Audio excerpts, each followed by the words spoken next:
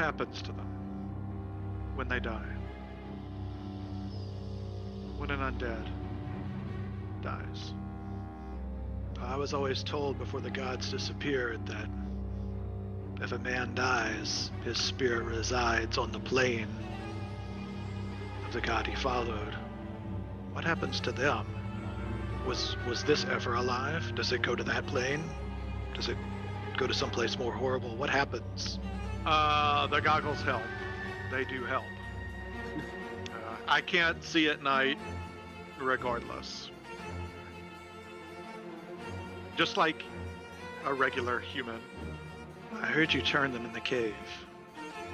What does that feel like to control them?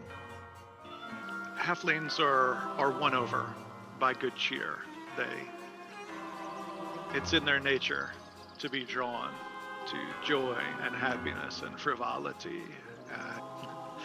I was cheerful because the situation called for me to be cheerful. I know that some of my friends here, my companions, they may look rather gruff, but I assure you, we are simply travelers going from point A to point B, and we will not bother you in a way. We do wonder what the road may have in store for us. Perhaps we could sit down and you could share with us what we should watch out for, and we could do the same. Two groups helping each other out, if you would.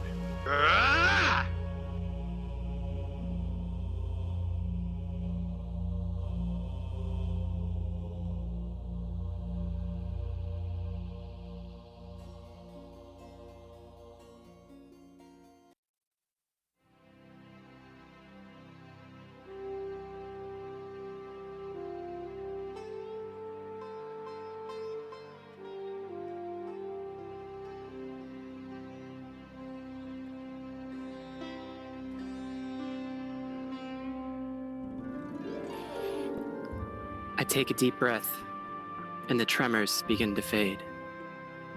Fear makes the wolf bigger than he is. Fear makes the wolf bigger than he is. Did they have the same goal in mind? A wise man told me that do not follow the footsteps of the wise, but seek what they sought. Black spots begin to fill my vision. I struggle to keep my eyes open and my thoughts clear. I close my eyes and exhale, waiting for the inevitable. A wise man once told me if it doesn't draw blood, it's not worth doing. I hadn't expected one of Fillmore's sayings to be so, well, literal. Did he die from the fall? A wise man told me, they call you a hero when the word murderer falls short.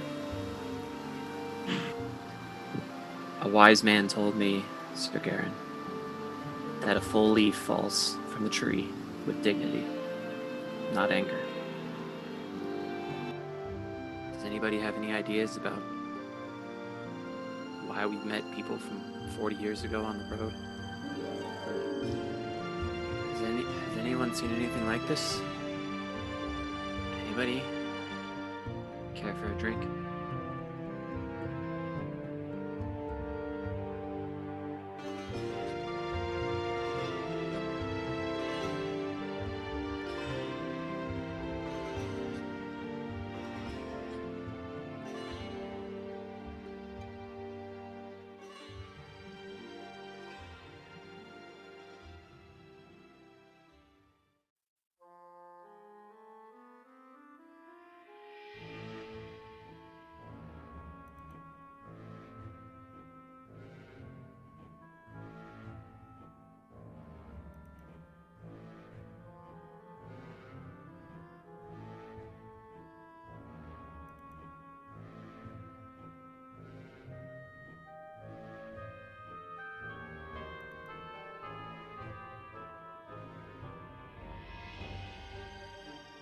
When I was younger, I discovered the destructive power that a certain substance has, and I found that it had the ability to propel things at great speed. So I decided to try and fashion a weapon. I'm a bit of a gearhead, if you will. And of course, the dwarves are known for such things, so I learned quite a bit about crafting and inventing while I was there. I dabble, ever burning candles, mechanical creatures, all sorts of gadgets and whatever the townspeople needed. Honestly, I just wanted to help them out. I have no idea what he's saying, but it sounds like halfling to me. Who the hell is this guy? No, I've never seen anything close to this monstrosity. I don't know what to tell you, Cat. I just want to hear it. Sounds to me like they just drank too much of their own supply. Yeah, stealth isn't one of my top 10 favorite things. Your bravery is admirable, and you clearly are a great warrior. I admit that I'm not used to working with a group of people, but it's utter foolishness to attempt to win a battle that you cannot win. It wasn't the people, it was the topic. The incursion took a lot from many of us. And the fall of Red River is something I witnessed in person. To think that people don't even know that it exists. I overreacted. To arms! Steven. Can I see your crossbow?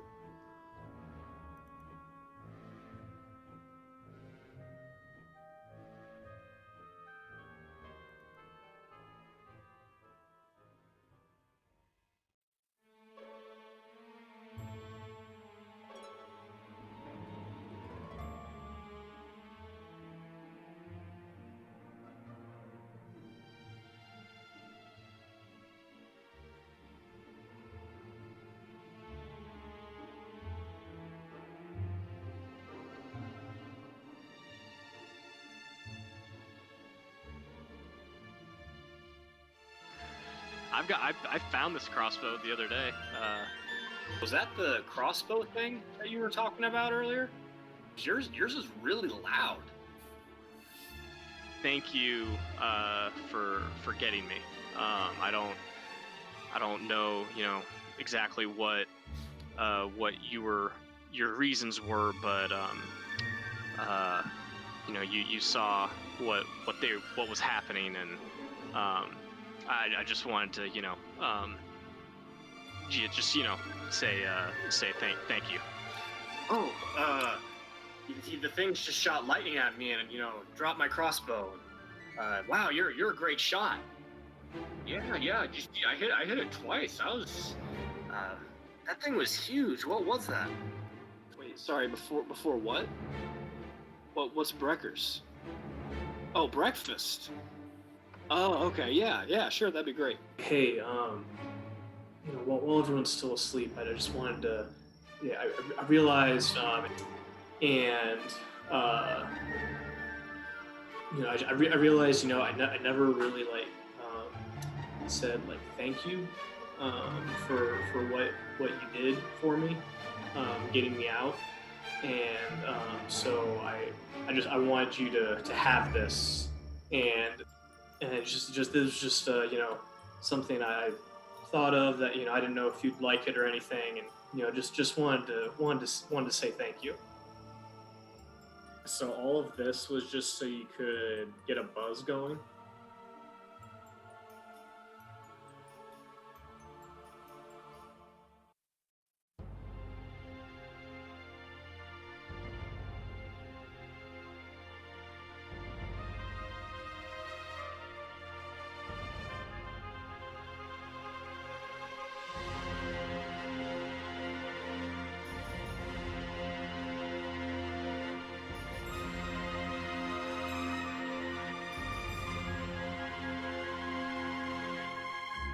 I did not leave home because I wanted to. I left home because there was not much left. Aye, but you see, Cat, money a mickle max a muckle north of the wall, and I'm sure you'll see that soon enough.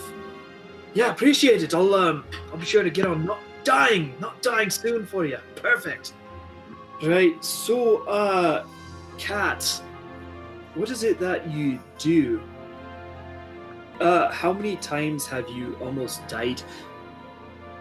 How many times have you seen your friends die? How many times have you killed? I didn't again. I've not seen one in the wild before. It means I don't know. There's one thing that I took away from being with the Sentinels. It's that anybody at any age can either rise or fall to their level of initiative. And that really, if you expect the best out of people and give them the tools to act, that they can truly become themselves. And if you look down upon them and do not give them anything to make good means of themselves, that they'll fall to that as well. And that we're in a position where we have to overcome anything and everything as a group, and we have to make it past any divisiveness. Right, so Sir Garen, you first.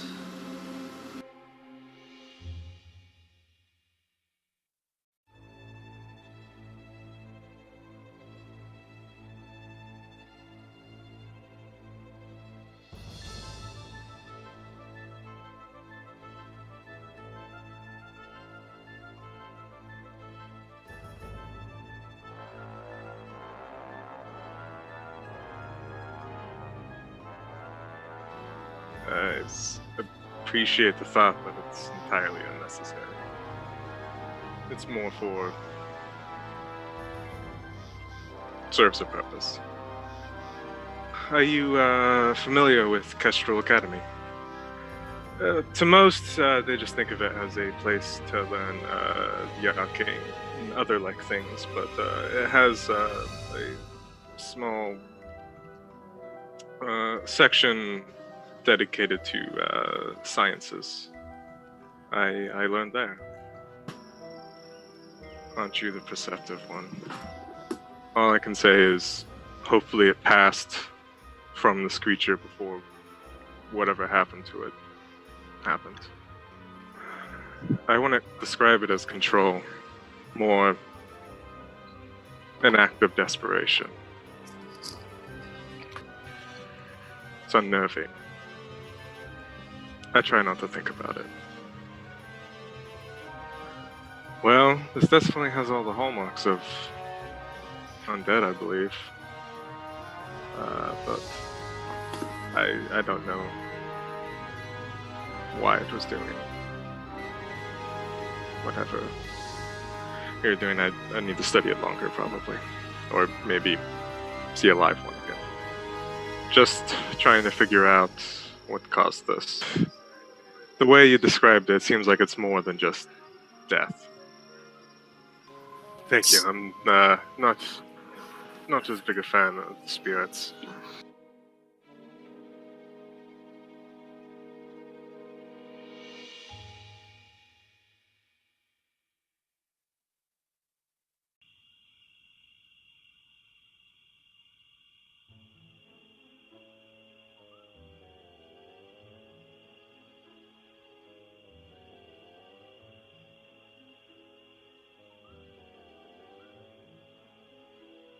I'm from Korzik. It's an island to the.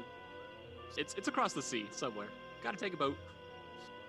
Yeah, it's kind of one of those. It's kind of exciting though at the same time. Like obviously there's been some kind of worryful stuff popping off, but it's definitely fun to see kind of a new area that no one else has seen, and it'll be really fun to tell it to some of the other people that when we get back, kind of what all's going on.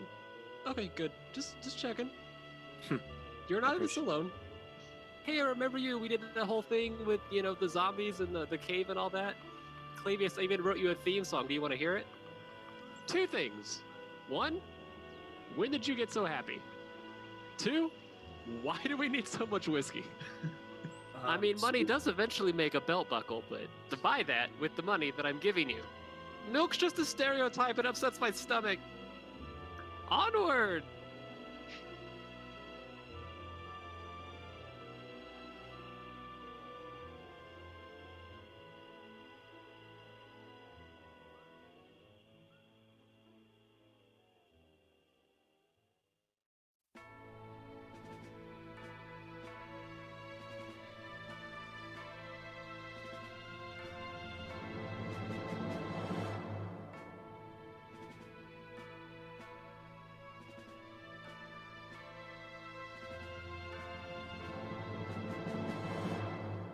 that a fucking cat?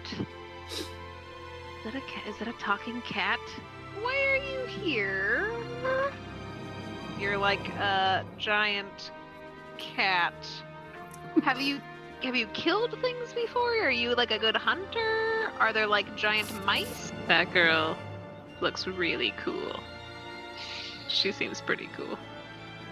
I'm gonna go eat some more pastrami. Can you teach me maps? What do I see?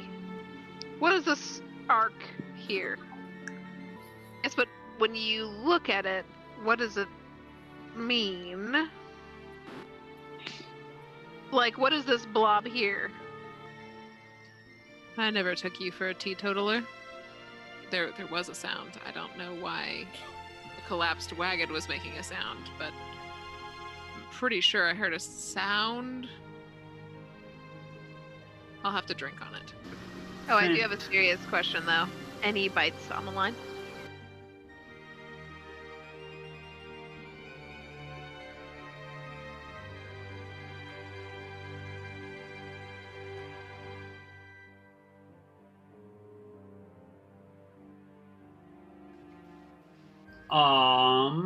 What else? Anything else? Anyone? Going once, going twice? Wow, okay. Here we go. Alright. So, your party has arrived at a campsite amongst some thick trees, about an hour's trek north of the cave that you had just explored in search of the mysterious one-armed woman from the Blade Singer's murder hut, as it has been dubbed by some of you. The same murder hut that revealed to us that Stephen was skilled in the arcane. Your party, many of them on the brink of exhaustion, haven't had too much time to debrief over the last day, where thinking back, a lot has occurred. You've basically just left the lake, and this was the first time you're all kind of being able to like sit and chat or whatever it is.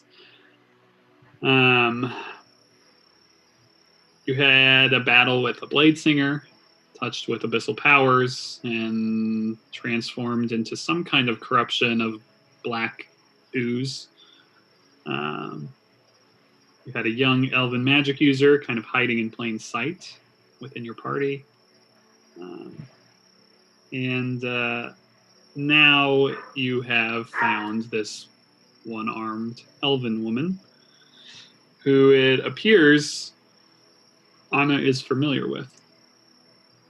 An elf from Greyforge. In search of her sister, if her feverish words are to be believed. It is just past Night's Heart as you set up camp and start to arrange for watches. It's at this point that I will pass the reins of the game over to you guys. What are your characters thinking? What are you talking about? What in the world are you going to do with this elven woman? And is there anywhere for Fent to fish? Maybe he's digging for worms instead. He needs bait. There you go. As you arrive at the camp, you'll note that Anna kind of pulls aside Stephen and Isabel for a few moments and has a conversation with them, which I believe you are both aware of the conversation. Connor said he will be a little late. Would you drop us on the map? Oh, will I drop you? I'm over here looking at the map. It's so dark. Oh, wow. That'll work, I guess. Gang's all here. You're in some like thickish woods. Found maybe a nice small opening to hang out. This is the classic woods map. Did we stabilize her last go of it too? She is stable. Okay. She has something Oh. else. She does have a new token, so there she is.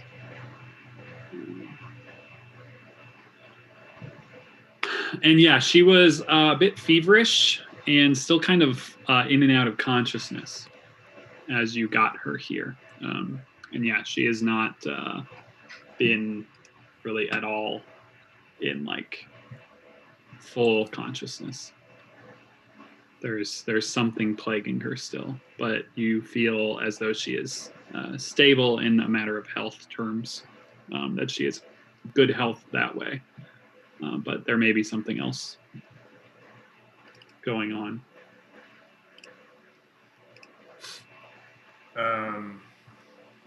Isabel would like to conduct a ritual.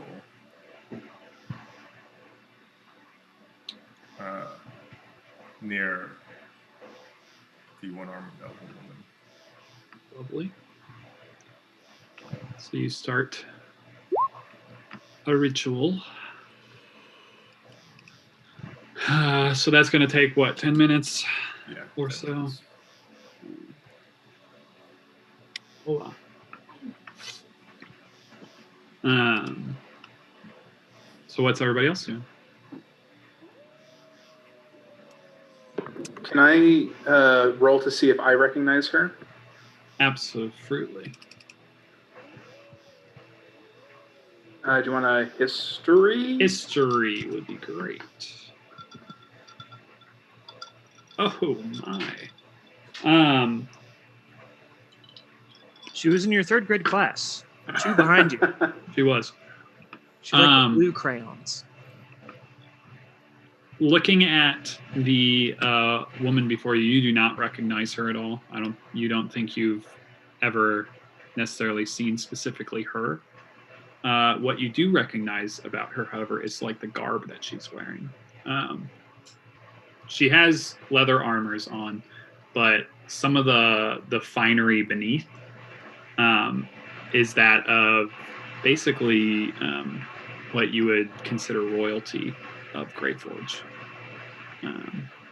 Not necessarily of the highest level of royalty, but among the royal family. You do know that, just kind of looking her over. And you did all gather her things as well, that were kind of amongst her as you took her this way. So like a small satchel that is kind of torn up is with her as well. But currently, I mean, she is basically unconscious.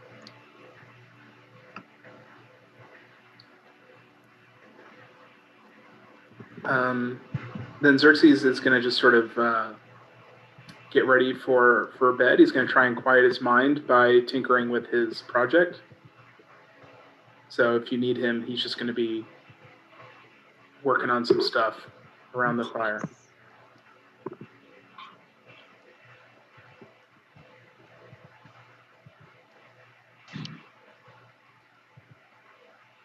So logistical question, did we bring that forearm?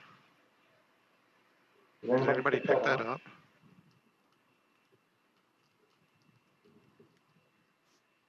Doesn't seem like it. I think that's a strong no.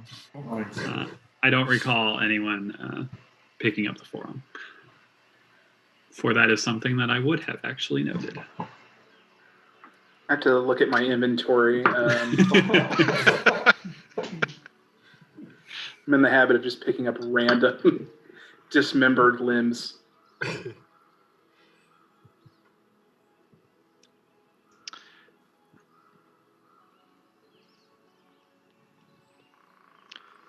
Maybe it's a wait and see who volunteers for what watch before he decides if he's going to bed right now.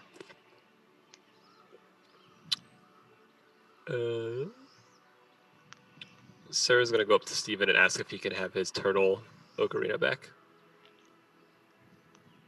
Yep. And then he's also gonna ask kind of hushedly so Clavius doesn't ask, and he's like, hey, did you by chance have time to finish that thing I asked you to make?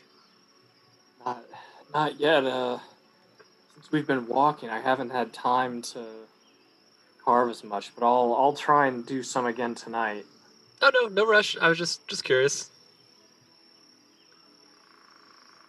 And then he will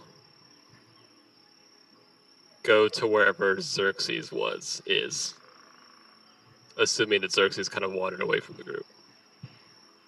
No, I'm working on my science So project you're like around right the fire. there? Yeah, I'm right Okay. here. Then he will just not do anything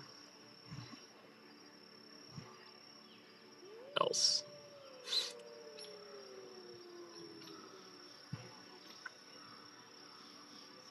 She's basically unconscious, meaning she probably isn't going to respond to things. Depends. If you're trying to speak with okay. her and kind of wake her up. Yeah. Basically, my thought was I'm going to walk up to her and say, in common first, are you thirsty? And then offer up a water skin. And then if she didn't respond to common, I would say it again in Elvish. Let's see. So yeah, it just kind of depended on how awake she was. Yeah, so you kind of like note that she kind of like seems to like track your voice a bit, but she doesn't respond to either. Okay, I'll just stand there awkwardly with the water skin out for like a couple seconds too long. Be like, okay, great, well. Let her be, Cat. Isabel's got this. Clavius will take a swig of his water skin and like give a little cheers to Saru. Like, hey, buddy, water buddies. Are you sick? That's not whiskey. That whiskey, that whiskey's my retirement. Maybe you should give her some of that. I bet that would wake her up. Saru, what whiskey? Just rolls his eyes. Like, everybody knows, dude.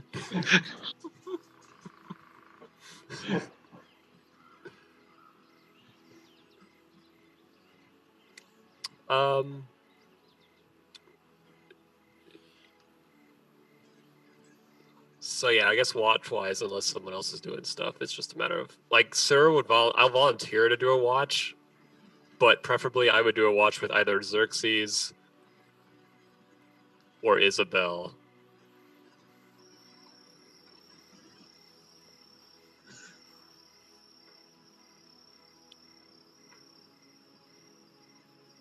So Isabel usually takes first watch, and it hasn't changed. So. Okay, yeah, then I would volunteer for at least first watch, and then depending on what if Xerxes takes second watch, that would be great, and if not, so basically I'll take first watch, and then I'll take whatever watch Xerxes ends up volunteering for, if he volunteers at all, and if not, then it'll just be, maybe I flag him down as everybody kind of parts ways and goes to bed. Xerxes is still working intently. Right. Pretending not to hear anything about watches.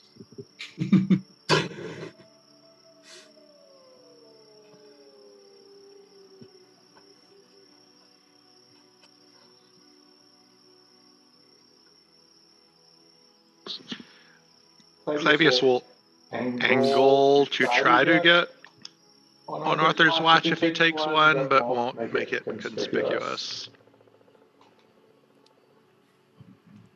His arm will just like slowly start reaching behind the back of the movie theater seat. Just like, oh, nice easy stretch and ease. If there's anything going on there.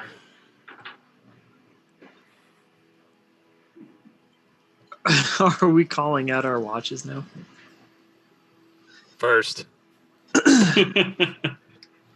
Nobody's claimed second, correct? And Isabel's... Is it... Presumably. Isabel's on first and second? Just first? I mean, can we take more than one and have a full rest?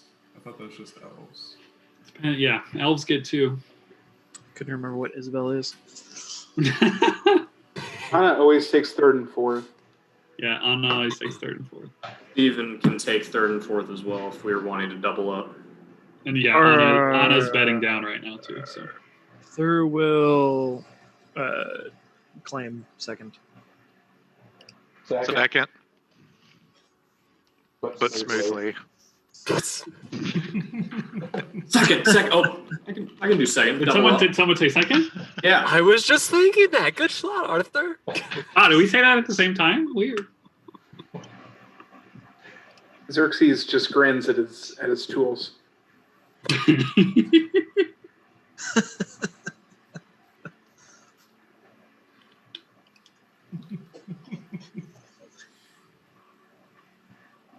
Automatic to automatic switch. Yeah. It's very scary. It's very scary. Isabel. Yes.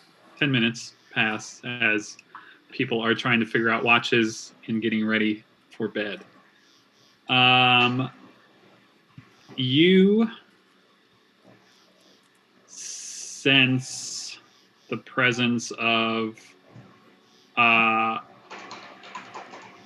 more so poison than disease. The only identifiable name that kind of comes to you, brought to you through the divine nature of the spell, is corruption.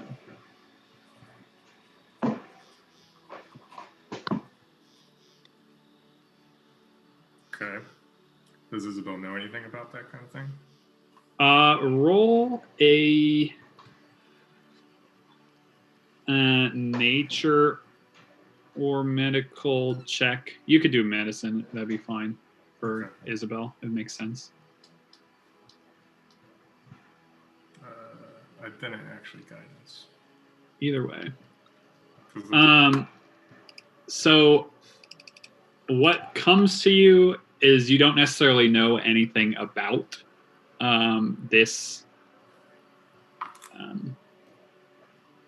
thing plaguing her, other than that it is related to everything that you've kind of seen on these creatures of the abyss thus far. The thing that erupted from the lake, the black tendrils that were on it. But as far as anything learned about this through study or anything of that nature, there isn't anything in that knowledge pool that is in Isabel's head. Gotcha.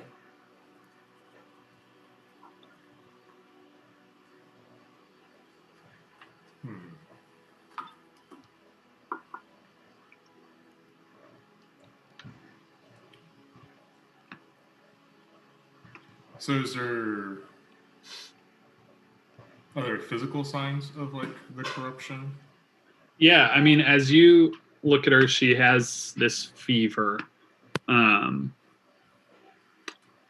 And kind of doing a closer inspection, near the fire, near this light, having her kind of lying still and all that. You check her vitals and everything, and you notice her eyes seem almost like there's a very thin film over her eyes, maybe a little clouded. As well as her veins just seem a little gray, a little darker, and her veins are fairly easy to see. She's very pale skinned, just naturally. But those are kind of the things that you see. Okay. As you're looking her over. Is Isabel's expression changing through this? Guess not. The flickering of the campfire casting shadows on her face makes it hard to see. Yep. She was a little puzzled by it, though. Not sure if it's gonna work, but I'm gonna try one thing just to see if it does anything. Love it. And I still have the detect poison and disease because it lasts for 10 minutes. Cool. I'm gonna. Isabel just kind of puts a hand like hovering over the chest of the elven woman. It just sits there for a moment, and then a brief light, kind of shines, and she casts a spell. All right.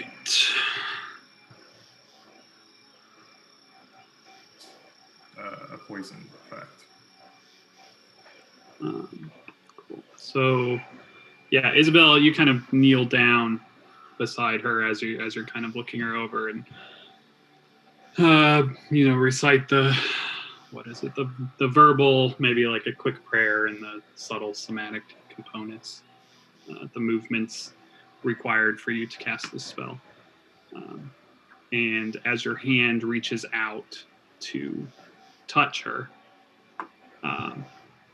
you all see that warm light kind of radiating, emitting from within her palm, not dissimilar to when, like, we've watched her cast divine healing spells to heal you all.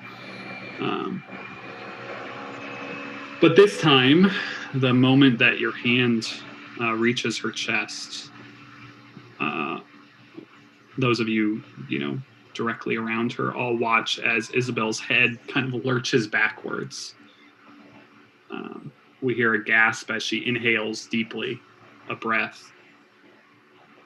And then her eyes, now fixed skyward, wide open, erupt with a blinding white light just kind of outward. The camera, kind of watching all this from above, rushes quickly towards that white light, towards her eyes, and is kind of like sucked dramatically in to that area, and the screen just turns completely white. And that's when I'm going to ask everyone but Croft to move your headphones and give us a nice few moments to have a conversation. I will put in the chat and in the group me when you guys can come back. Before I'm okay with you guys seeing the Yeah, that's what I was gonna wonder. Okay. That's just up to you guys. Boo. Boo. Just me and you, Michael, now. Yeah, and just us. I don't know if Marshall's there or not, but we're gonna have to trust him. He's not there in spirit. I like that everybody just stayed there. Figured they were gonna go away, refill their beers. Oh man, I didn't know you were gonna do this morning. I thought maybe I knew it was coming, obviously. Yeah, I'm like, well, I'm like, oh damn it! You knew I was gonna walk right into this. That's what I was thinking. All right. So,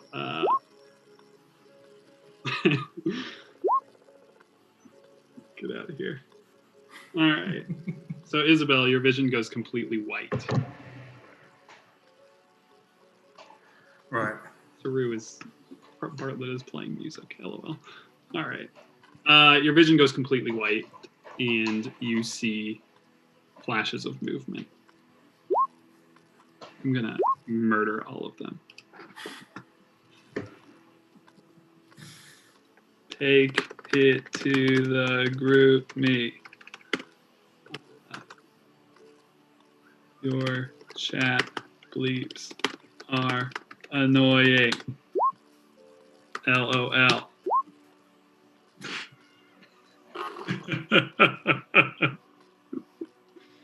All right.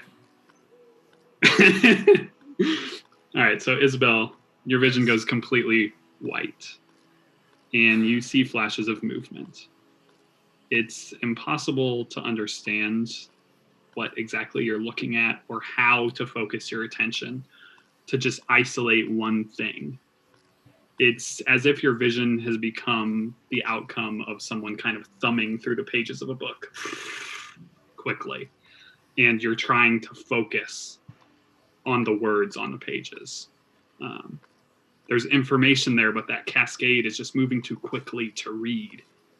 And then kind of out of the bright light, you feel this warmness, and you feel that cascade start to slow, almost like a hand guiding you through darkness to a destination.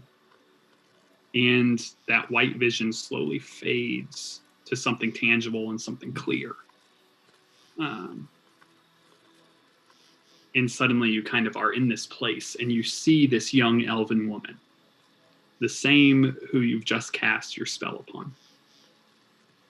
And she's walking through what appears to be a large castle-like structure.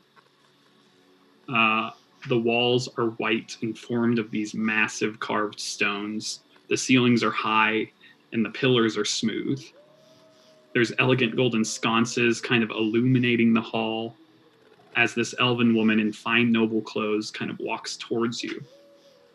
She's just walking down the middle of the hall, walking directly towards you, and you almost feel like she's about to walk right into you. And before you have time to kind of move out of the way, she passes just directly through your form, as if you weren't there at all.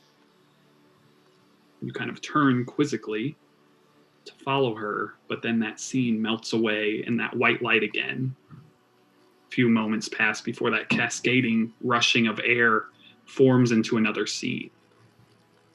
This time you see that elven woman, and she's sparring with another young woman. They're fighting with blunted swords, the way many soldiers train. They're deliberate, without the savagery of like real battle. And around the room, you can see at least 10 other pairs all sparring in that same way. They're all elven, they're all women. You kind of scan the room quickly, analytically, trying to take everything in. And you notice this balcony about 60 feet above where you see two figures. You see the silhouettes of what looks to be a man and a woman, but they're obscured by the shadows and the railings. And before you can move and adjust yourself, that white cascading fills your vision again. This time you come to in a dark, cramped room of stone. There's a single candle that illuminates a table. As you approach, you see it filled with many instruments, many vials and herbs, a lot that you recognize among a lot that you don't.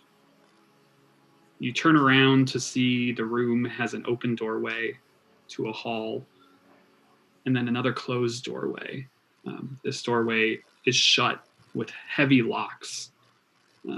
Something compels you to move to that open locked door, your hand kind of guided over to the handle, and as you reach out to touch it, your hand passes through, to which you realize you can just move through the door, and you walk through that solid wooden door into a room that is completely dark. There is no light to illuminate this space, but you hear something in the darkness, the sound of soft breathing. A few moments later, you feel like you hear footsteps behind you, and suddenly from behind, you hear the clanking of metal and the lock of the door, and then the creaking of hinges as that door opens that you've just passed through, illuminating this entire small room, which you realize now is a cell. You see before you the elven woman, strung up to some strange device made of wood and metal, somewhat similar to one you've seen once before. Her arms are outstretched above her head, and there are very visible veins of this dark black kind of pulsing as her breath goes in and out. She appears to only be somewhat conscious and completely unaware of her surroundings. you begin to turn towards the now open door behind you as the white light once more takes your vision. You're unable to see around the door in time to make out the figure that opened it. But a sound you hear just as you're overwhelmed by that cascading light once more makes your blood go cold. A horrible sound, a low, gravelly, vile laugh that you've not heard since the Burchard estate. The undeniable laugh of Pitmaster Gaultier. And at that moment, your vision fills, and I'm going to bring everyone back.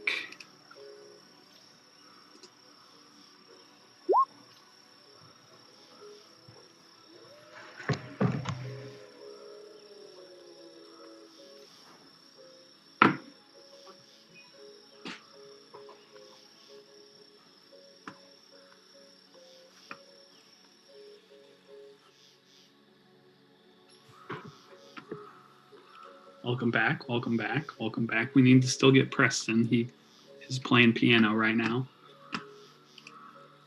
Bartlett!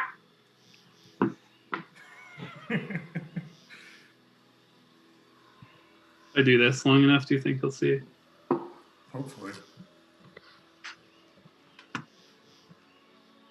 Did anyone tell the spatula to tell the pot to tell Marshall to stop cooking and come back? We'll see, hopefully. Couldn't tell. I can see you've unmuted yourself. Respond.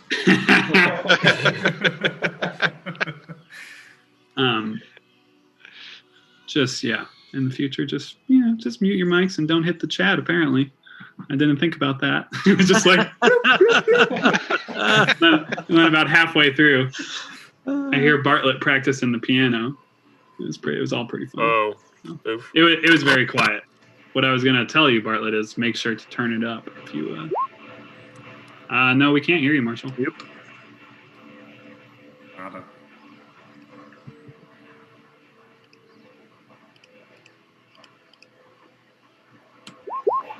I figured I'd text him or say that so that he knows. I assume he can hear us. Was Preston playing piano? Getting a little piano workout in there, yeah. Yeah, it was. I thought I had muted my mic. Come on. That's dope as shit. What were you playing? Mr. Brightside by the Killers. I love that song. We'll wait for Marshall to come back. He made me the host of this thing. So. Too much power. DM and Zoom host. I don't even know how to Zoom, so it's fine. When you're playing that song, does your right hand take over melody while your left hand just bum bum bum bum bum bum? So the left hand is. Can you hear me now? Yeah. Good. Yeah, Nick, on the. Nailed it. I'll show you or explain it on the when we do the intermission or after. But the left hand is a lot of the bass. But yeah, the right hand is most of the melody. Nice. Well, the white vision that overtook you, Isabel, begins to clear, and you find yourself kneeling beside the young elven woman. Your warm, radiant touch discharging into her chest as the lesser restorative divine energy flows through her body. You see as her gray veins begin to fade and clear. And if you were to check her eyes, you would note that some of that fog appears to have cleared as well. And those of you that are still kind of hanging around and paying attention, you all watch as that white glow that was erupting from Isabel's eyes, almost resembling the white eyes of Xerxes, really. I mean, just pure white. Fade back to her usual pale blue-gray eyes, as they were just a mere 6 seconds ago.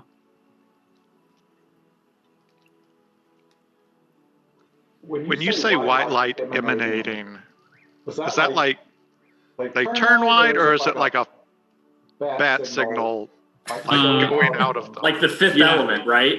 They were white, and there was light, kind of. Not like the thick white, like laser beams, but like there's white light kind of coming out of her eyes. Not like a Marvel sky beam, is what you're saying. A bit like this. Does Isabel seem like she's back? Or like is she looking around like she's still here?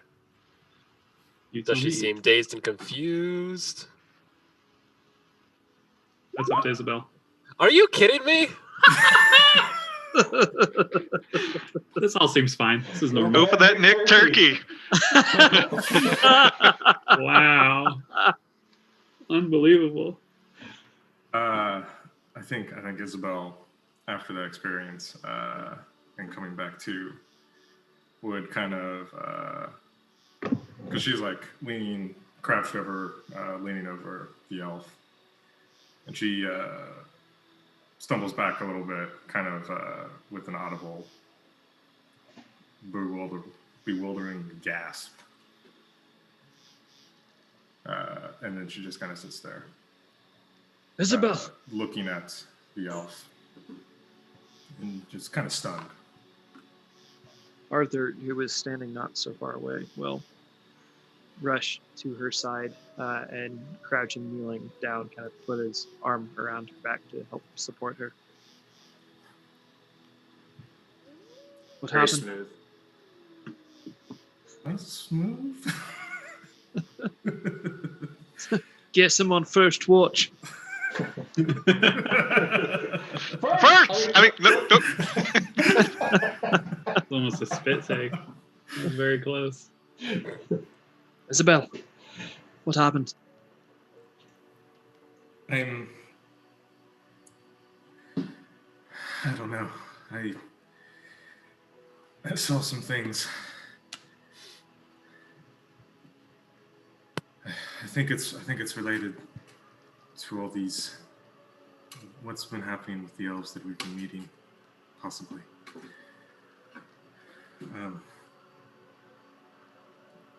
Just give me a moment to sort it out. I think she'll be fine though for now. What's the elf doing? Is she just comatose?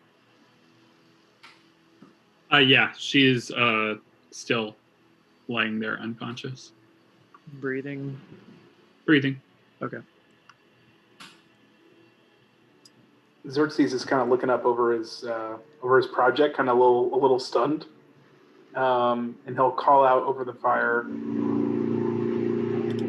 Isabel, I'm no expert in magic, but did that spell work as intended? Yes and no. I was afraid it may have backfired on you. I've had that happen to me a few times. So good. No, well, I'm not sure what it means yet.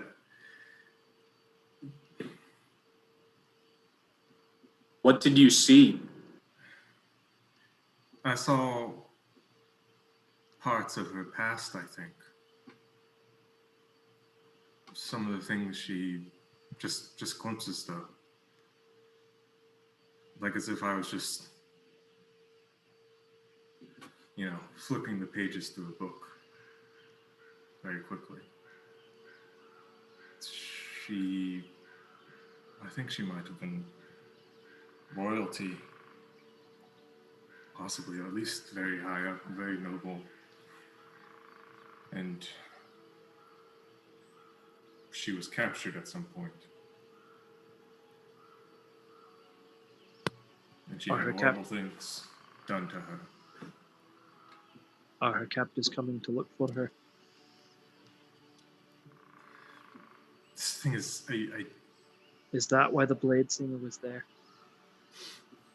I don't know. We'll have to ask Anna when she gets up from her meditation. She'll know more about the elves than I do. Maybe she'll help fill in some gaps.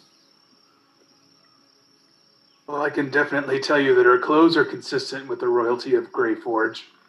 And I would assume that she had been kidnapped because I don't think she cut her own forearm off.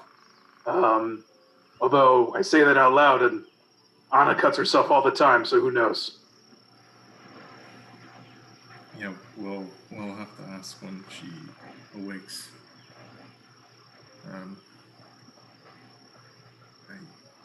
I just don't know what to make of it all. What would you say her condition is?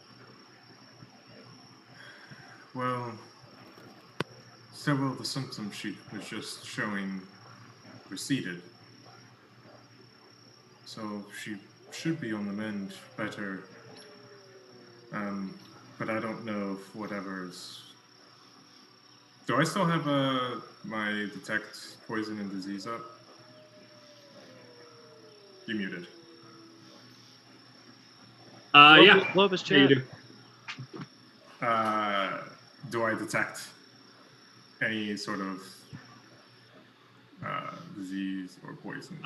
You still do, but you have to like almost focus on her to find it. You know, like it's Right. there, it's existing, but it's not something that just like jumps out at you like it normally would.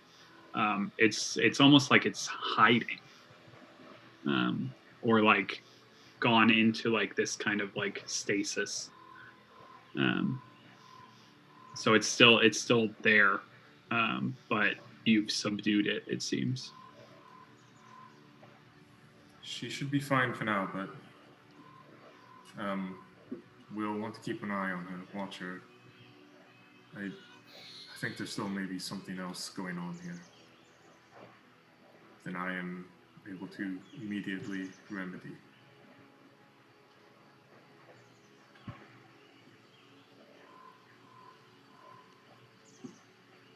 When do you think she'll be able to speak?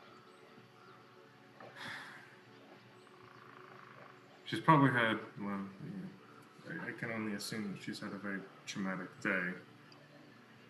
So, hopes that she's just tired and some good amount of rest. She'll be conscious on the morrow.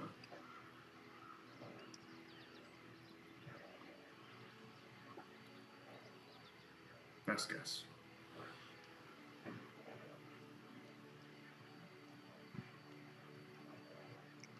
I think we should be extra wary as long as she's in our care. I can only fathom that one blade singer can mean more, and that if that one does not return, war might come.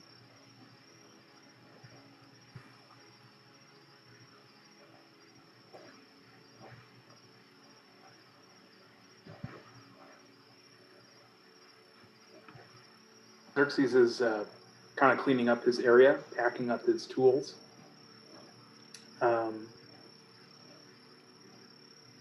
There aren't many blade singers in the world, and it's already unusual to have one so far from Greyforge.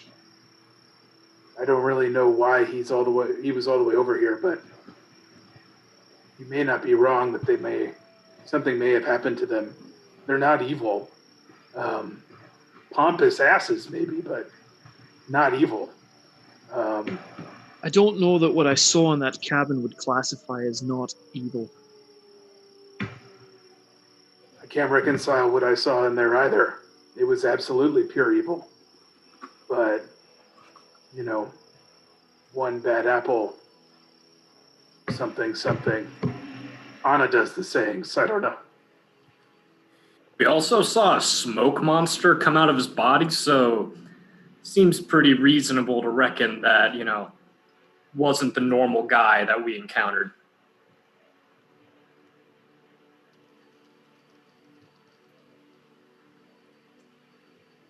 I don't know that we can know that for sure without knowing a lot of them.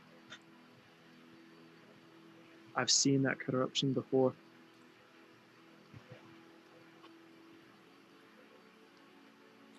Where? Go on. In a cave. Fint was there. Fint, where are you? Oh, he's fishing. The Sentinels and Fent and I went out, and we encountered something just like the Blade Singer in a cave, and it killed some of our own. We walked away just fine from this one, but I've seen death from them before.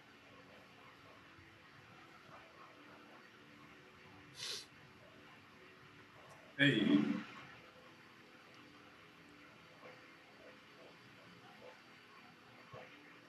Boy. Quiet.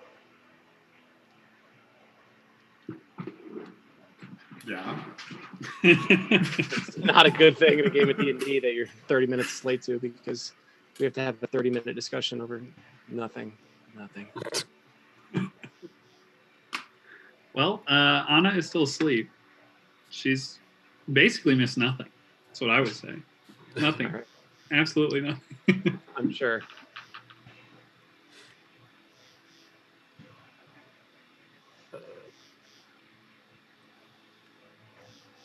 Arthur, when you fought the corruption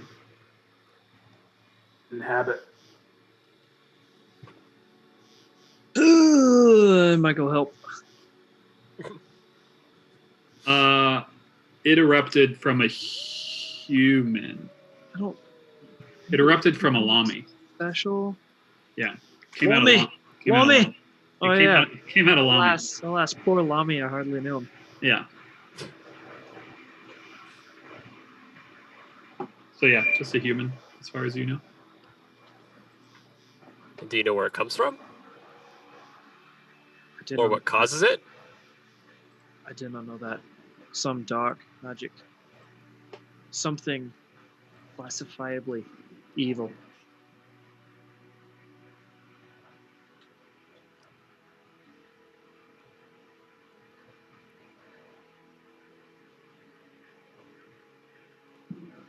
Where were you when you fought it? Where was the cave?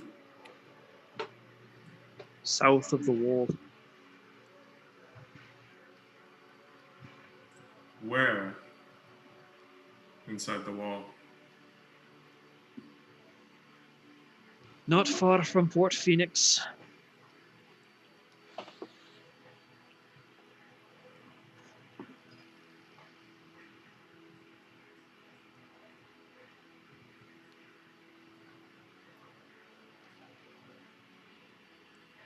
Fort Phoenix is where the Red Sentinels are, right? Yes. Yeah.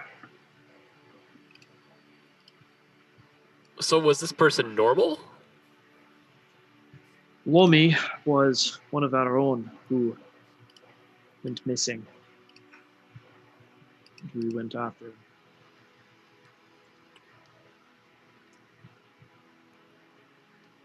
Was she normal when you found her? He, she, whatever. Does it matter at this point? 2020. 2020, man. Lomi did not seem right when we found him in the cave. And this creature. Did she kind of Erupted. resemble this armless wonder we have next to us? Right after he died.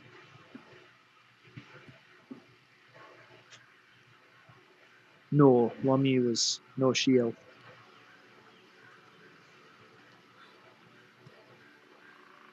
But was Lami human? I think.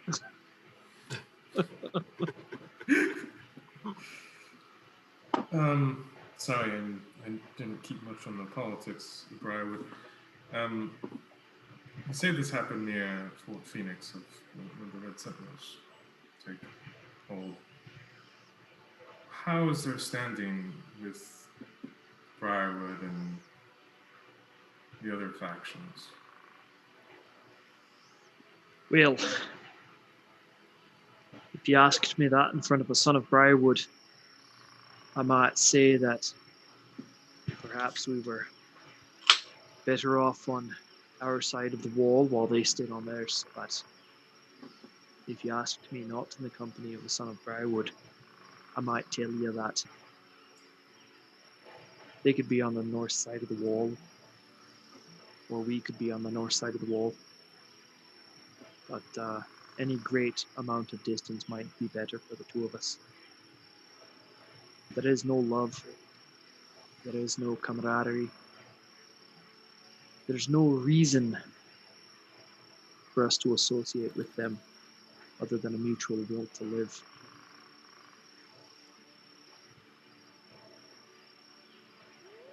Isabel just nods and seems to get lost in thought otherwise.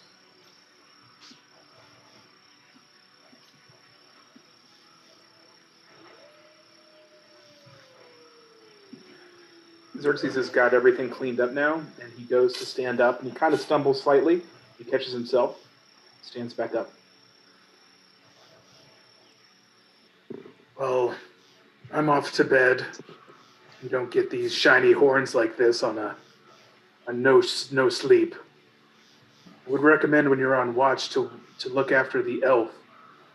There's too much we do not know about her condition. It could worsen at any time. Isabel, you may want to stay at the ready.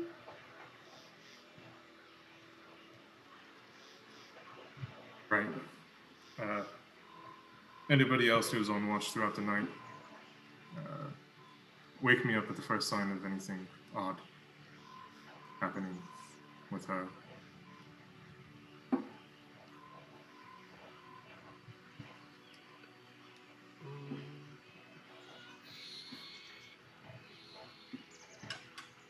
I'm gonna chase after Xerxes. How far away do you go? I mean, I'm walking toward my tent, wherever that may be. Okay. Yeah, I'll wait till you're in your tent and then I'll like come after you before you actually are asleep. Okay. And creepy at all about that phrasing. Yeah, I said before he was asleep. I'll like, I don't know, rap on the tarp or make some sort of noise and be like, hey, are you still up? I have a question for you. I need you to look at something. Of course, come on in, Saru.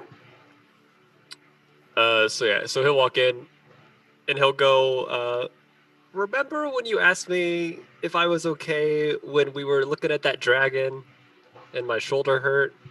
Can you look at that and make sure I don't have like a tick or something? Yeah, of course. And he'll start kind of, pulling down his tunic a little bit to try and see what his shoulder looks like. He's just gonna take off his shirt, tunic, whatever. That probably is more efficient. Just to save you the hassle. So yeah, he basically is there without a shirt. And if Michael has it, he can pop it up. If not, I'm trying to find it. I can text it to him too. Yeah, do that because I can't find it. So you will see two things. On his right shoulder, you will see a thing not unlike a birthmark, but it's kind of like a cross between a birthmark and it's basically like what your skin looks like if you have a scab and you peel the scab off. Gotcha. It's kind of that all off-colored whatchamacallit. And I can't find the picture, of course, that I literally just prepared just in case this happened. There we go. So you will see that. There we go. Which I just sent you. And then you will also see on his left side, and you can't see all of it, but basically if he were a human, he has a scar that basically runs from kind of the waistband, kind of above what would be his left butt cheek. And you can see that it kind of runs up and around to the front. And essentially, if he were to turn around, you would see that it runs from basically the back of his left hip all the way up to where his left pec would be. and it's an obvious scar of like there's a line there where there is no hair growth. But his concern obviously is the right shoulder, because that's what hurt and caused you to notice that he was in discomfort when the dragon popped up. You know, Saru, it does appear like you've got some kind of wound on your shoulder here. It almost looks a little bit like a flame. On my shoulder? That's not right. I don't have anything there. The only scar I have is this one on my side. And then I guess he will fumble for something shiny to try to look at it. And I have no idea if I have something shiny, but Probably. So yeah, he'll look at it and he'll just kind of stare at it and go, I don't know what that is. Perhaps Isabel would know better. Maybe, but it just kind of popped up. It hasn't. Yeah, I don't know. I've never. It's. That's new. Like that's never been there before. I don't understand. Xerxes is trying to rack his brain. Can you do a medicine check to see if he knows? It's not his area of expertise, but Roll an Arcana check. it's really not his expertise.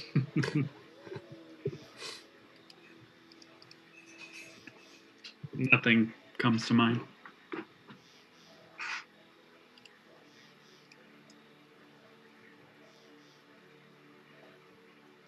That's really strange, Saru. I don't know.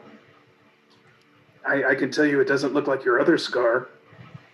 Your other scar looks like it was, what was it, a sword? I actually don't know what caused that. Long story short, but yeah, I got attacked by something and that's what happened a long time ago. A beast did that to you? Yeah, I have no idea what it was. We never figured out what it was.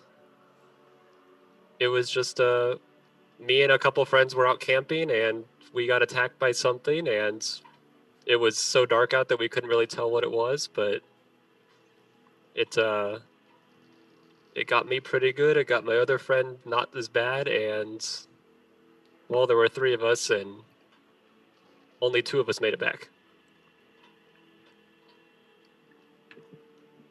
I'm sorry to hear that. Oh, it's fine. I mean, we didn't make it back, but I think we're all still alive. It just depends on where the 3rd guy ended up. But we'll find him one of these days. He'll pop up. I'm sure of it. And he's like full on like, oh yeah, like no, we're all still alive. It's just only 2 of us made it back to the village and so forth. And he's not trying to necessarily be like secretive about it. He's just like, big deal, but not a big deal at the same time. Basically just because he's so like just optimistic, like, yeah, everything will be fine. I'm sure he will be back someday. They'll pat him on the back, and he's not. He fully believes that guy's dead. Well, I need to get some sleep, but maybe have Isabel check this out in the morning. Yeah, I might do that. Thanks for looking anyway. Of course. Sleep tight. Make sure to polish your horns. Gross.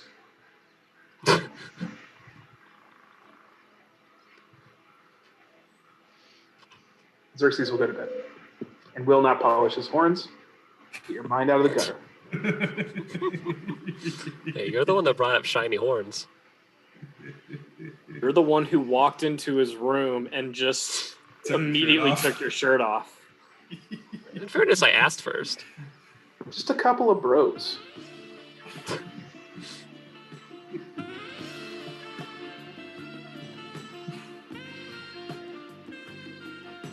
Saru, there is now a handout in your in your folder that you and Oh, Xerxes. there you go. You Cool. and Xerxes can now see that.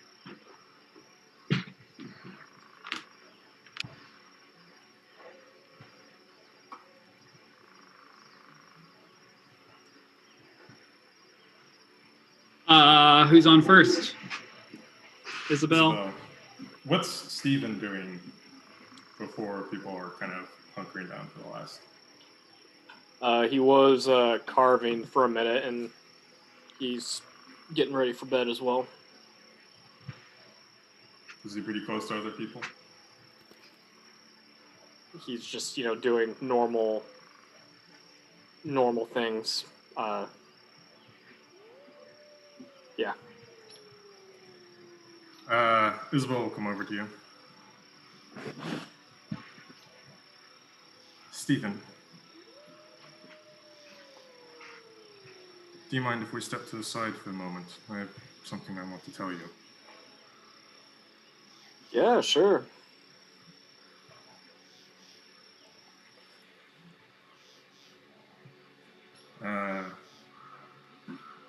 Sorry I haven't come to speak to you about things sooner.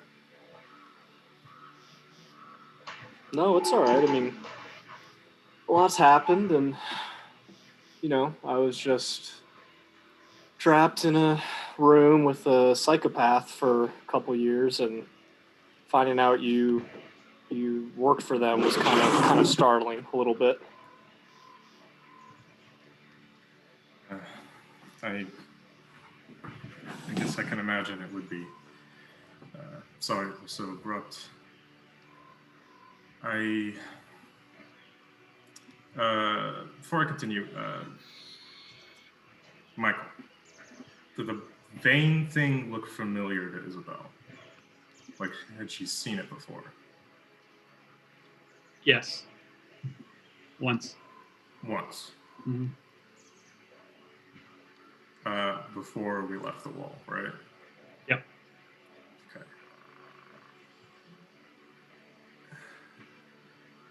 Since you went there for a couple years, as you say, I'm assuming... more than a couple. It was just only a few years where he turned into a psychopath. All right. Well, the last couple years then. Were you familiar with their weird title, their pitmaster, at all? I saw his tools. Yep. Nope. No. Is that who you hung out with while you were there? I have this satisfaction of knowing him. Yes. What has been done to that blade singer we saw, and what has been done to the one-armed elven woman over there,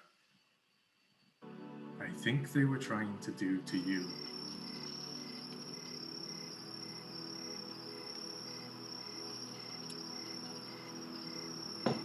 I saw the pitmaster in that vision with her in the same condition I found you. With the veins. I don't know what it all means yet, but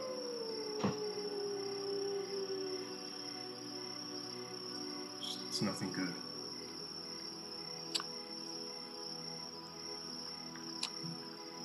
All right. Well,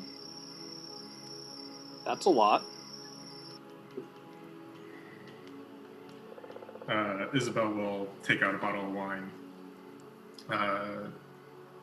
take a swig, and kind of hand it out towards Stephen. Stephen will take it and immediately just start chugging it. And he'll get, we'll say, around halfway through. Oh, it's like the bottle's already like half empty. Oh, okay, then he'll finish it. Then he'll finish it, and you can tell he's probably fighting to keep it down towards the end. Make a Constitution saving throw. You really want one? Yep. Okay. Awesome. Yeah, you hold it in. It's not easy, but you do it. Yep. Maybe a little less next time. Good vintage, though. We'll just say it's back pay for, not from you, but you know, this is quite a lot you're throwing on me, Isabel. Well, that last little bit. You're a fountain of joy, it turns out. Yeah, I suppose. So, do you think he was successful? I don't think with you. I think they were in the middle of it. Oh, good. But she's, I think, still has a kernel of it somewhere that will take a little bit more to get rid of. I just wanted you to know, considering your closeness. We can explain it to the others later. Say that last part again, Croft. Oh, sorry. Yeah, we can explain it to the others later. Maybe tomorrow, like Anna was inclining us towards. I mean, I wasn't really thrilled about laying everything out. I mean, if that's what's best for the group, but they're also not the ones with the psychopath on their heels who's apparently trying to turn you into a smoke monster, so... Yeah. Obviously don't want to put people in danger, but... And so you're sure he was trying to do that? It's, you know, it's bits and pieces that I got from the vision, but... It has nothing... You don't think he was trying to do anything else? I don't know. I mean, he had a habit of doing a lot of things. I'm sure you know. But I do think that they're connected to whatever this corruption thing is now. It's the one line I was able to connect. And Okay. It was him I saw. Or Sarah saw. I can't remember. Yeah, that's good. Yeah. Okay.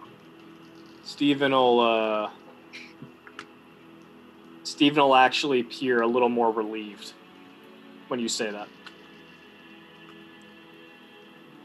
And one more thing, Stephen.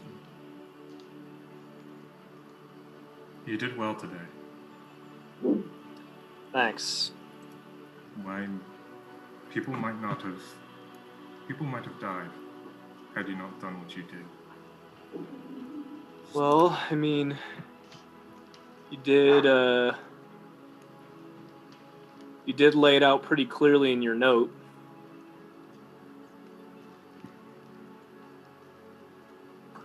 Yeah.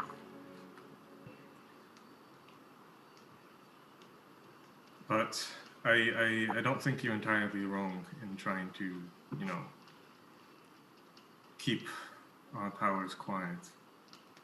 At least amongst strangers outside of this group, we should definitely be cautious about exposing ourselves. With their reach going potentially all the way to Greyforge, who knows how easily they can find us now. Well, they haven't found us yet, which is good.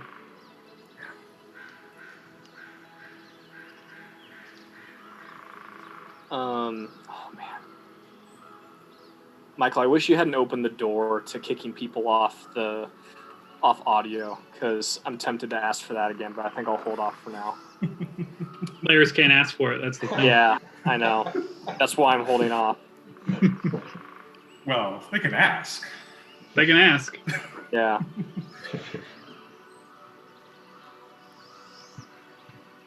And if they do come for you, I won't let them take you away. they'll have to walk over my corpse to do so. And Isabel will turn around and walk away.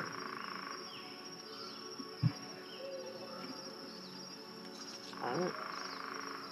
Badass bitch. Yep. Anything else before first watch?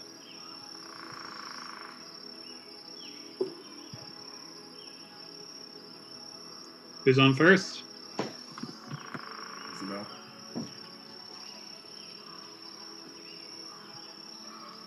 Anyone joining?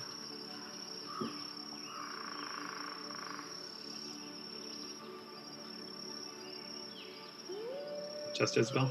I heard Fent volunteered. Didn't somebody say that they wanted to be? I Isabel? am too. Yeah. Sarah, yep. All right.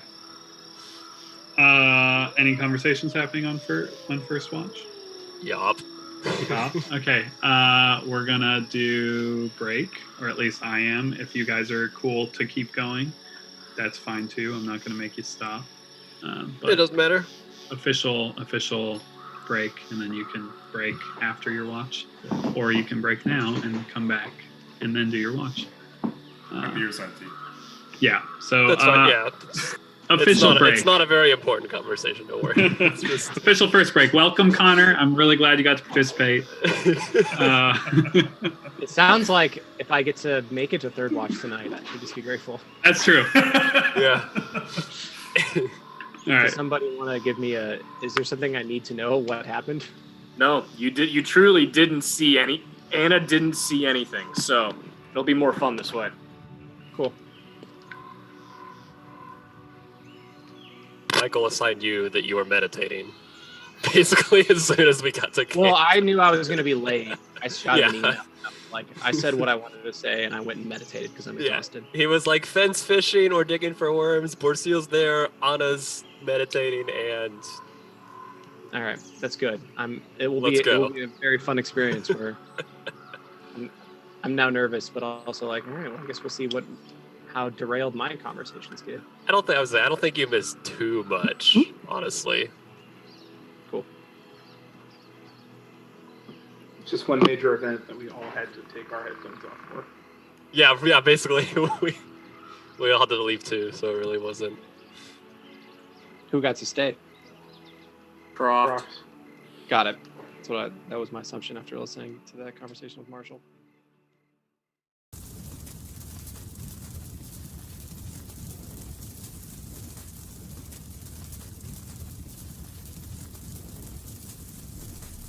I still remember it, as vivid now as it was those 5 years ago, the day everything changed.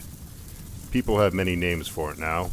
The Skyfall, the Day of Calamity, the Reckoning, and of course, the Burning. Though its anniversary marks the end of the primordial incursion, it is not a day of celebration nor festival. It is a day of remembrance, of fear, and of quiet contemplation. For above all, that was the day the gods vanished.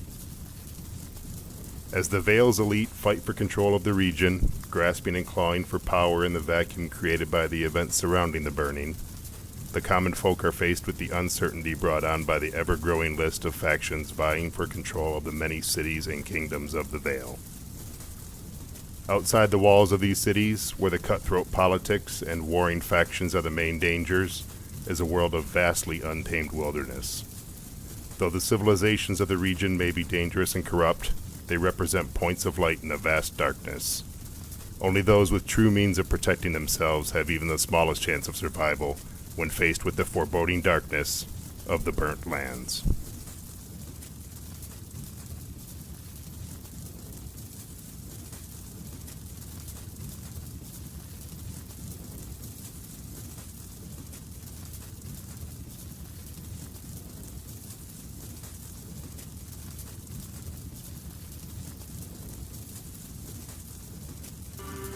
You have been chosen, each and every one of you, for a reason. That reason is unique for each of you. Some of you because of who you are. Others because of what you have accomplished thus far. and the rest for the potential that lies within you, waiting to come to the surface. This charter beyond the God's Wall will shape the kingdom of Briarwood, if not the entire realm of mortals, in this age of ash and in the ages to come. You chosen few will lead us in the refounding of the Vale of L'Oreal, in the name of the kingdom of Briarwood and the dawn. Now go forth and bring glory upon our kingdom. The hope of the realm is upon you, and the faith of Briarwood shall be with you every step of the way.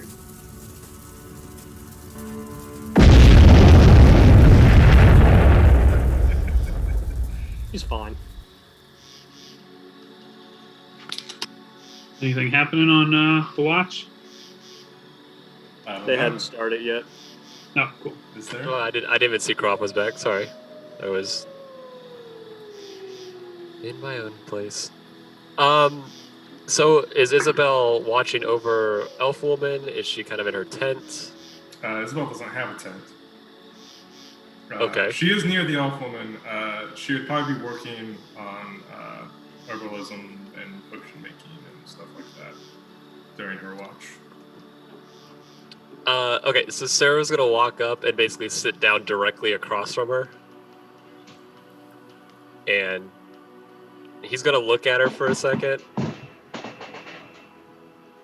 And I mean, it really doesn't matter if she acknowledges him or not. And he's just gonna kind of like think and go, "Do you ever do anything for fun?"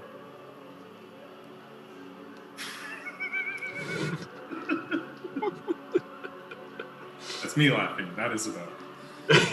I imagine Isabel doesn't know. The day Isabel laughs is the day that I just like quit. Or get like 10 bottle caps.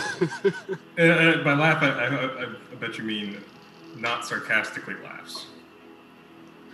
She has done that a couple times. Right, yeah. Like legitimately like smile. Even smiles, I think, is a step in the right direction. She just kind of, her head slowly just kind of cranes up to look at you. Not particularly. What about games though? Like, you never played games as a kid?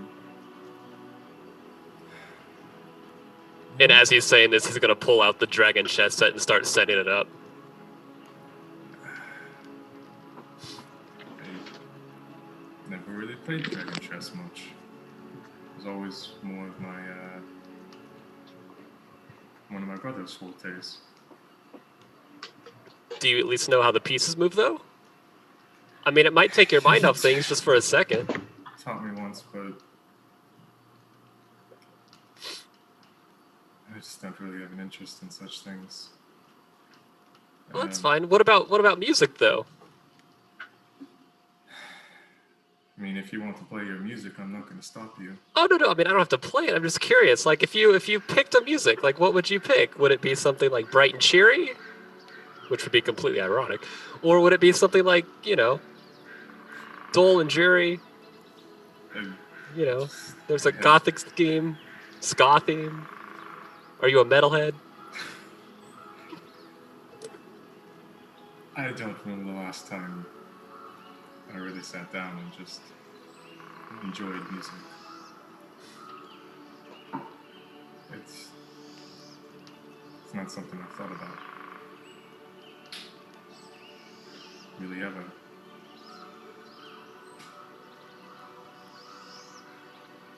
It's so sad though. Like, you should do things that make you happy, not, you know, looking at weeds all day. Or dead people. Dying people. My job is to try and keep you guys alive, and that's what I intend to do. My enjoyment of such an adventure doesn't matter. It totally matters, though. Because what's the point on going on here if you're just going to be miserable all the time?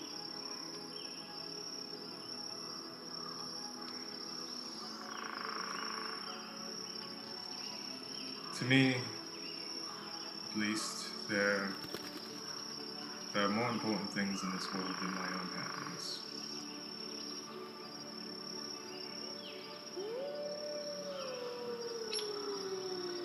And what would those be?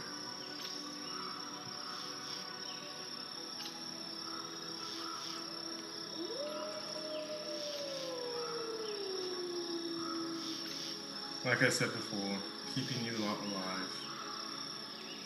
And the rest is personal for me. You know, it might not hurt to talk about it sometime. Maybe not to me, but somebody. I mean, eventually you keep it all bottled in and, I don't know, you're gonna do that I-beam thing again. I'm not sure if that's related. Well, I don't really know what that was, so it could be related. I don't know.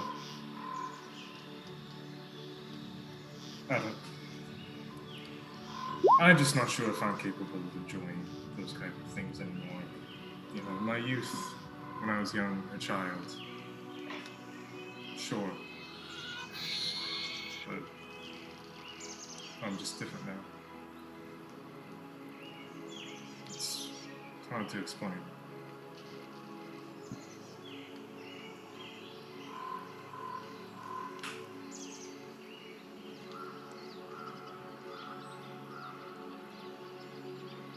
He'll start packing.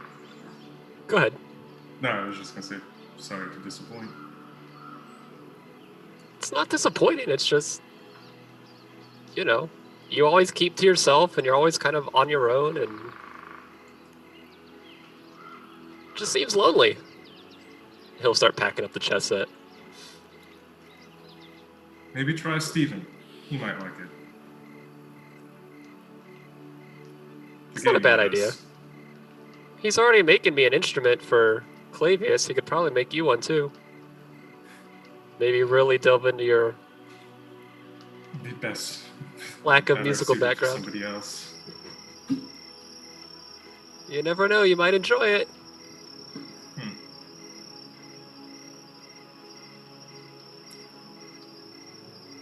Isabel just continues with her work. I, for one, can't wait for Saru's band to really get going. I'm not even trying to like make a band per se. It's just like, damn it, Isabel. That's it's a tough, supposed tough to be nut awkward. to crack. She's a tough nut to Oh crack. yeah, that 8 charisma gets her far.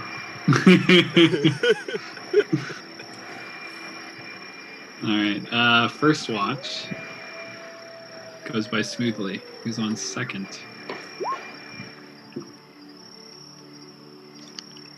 Garp.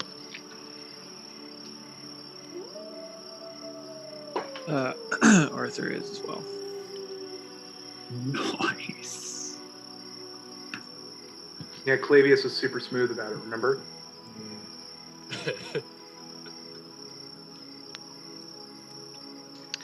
Nobody else? Perfect.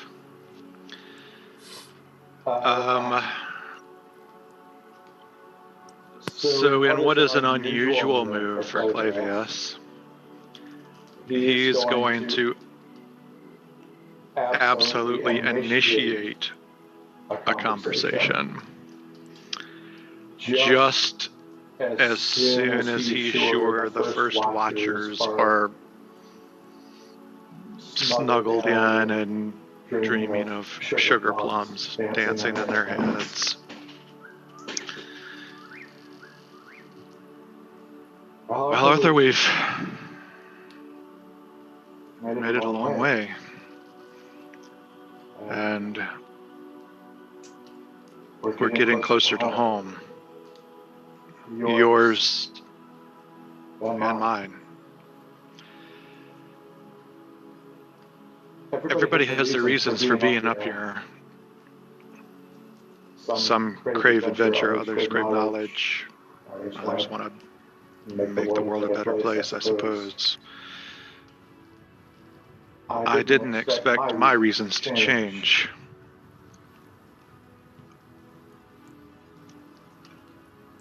What we find over the next 2 days, I may need to ask a huge favor of you. The group trusts you, and for good reason. You're our best tracker, and this is literally your backyard. But after speaking with Anna a couple of days ago, it may be a hope or a fear or a pipe dream, I'm not sure. But if there's a way to undo things that were done in the past, up here, up north of the wall, if we discover that to be true, as we pass by or maybe even pass through Bray based on what you decide to do, and I will back you 100%.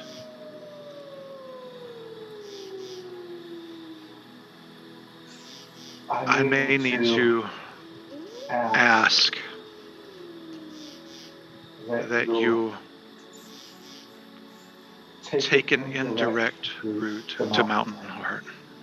No more than 5 to 7 miles. It won't put us in any danger. Well, no more than we would be under normal circumstances up here. Just northwest of Bray, as you know, is Lake Lemneck.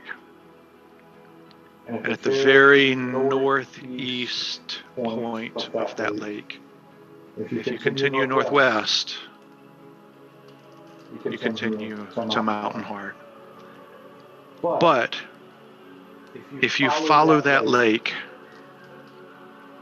just a little bit further west before going northwest, there's something there that if any of these suspicions are true, I need to fix. The group will follow you if you take us by there. It's not dangerous, or like I said, no more dangerous than normal. And I would be forever in your debt. We may not need to. All of these things may just be the musings of a madman. But if there's a chance, I have to see. Is that something that we can do?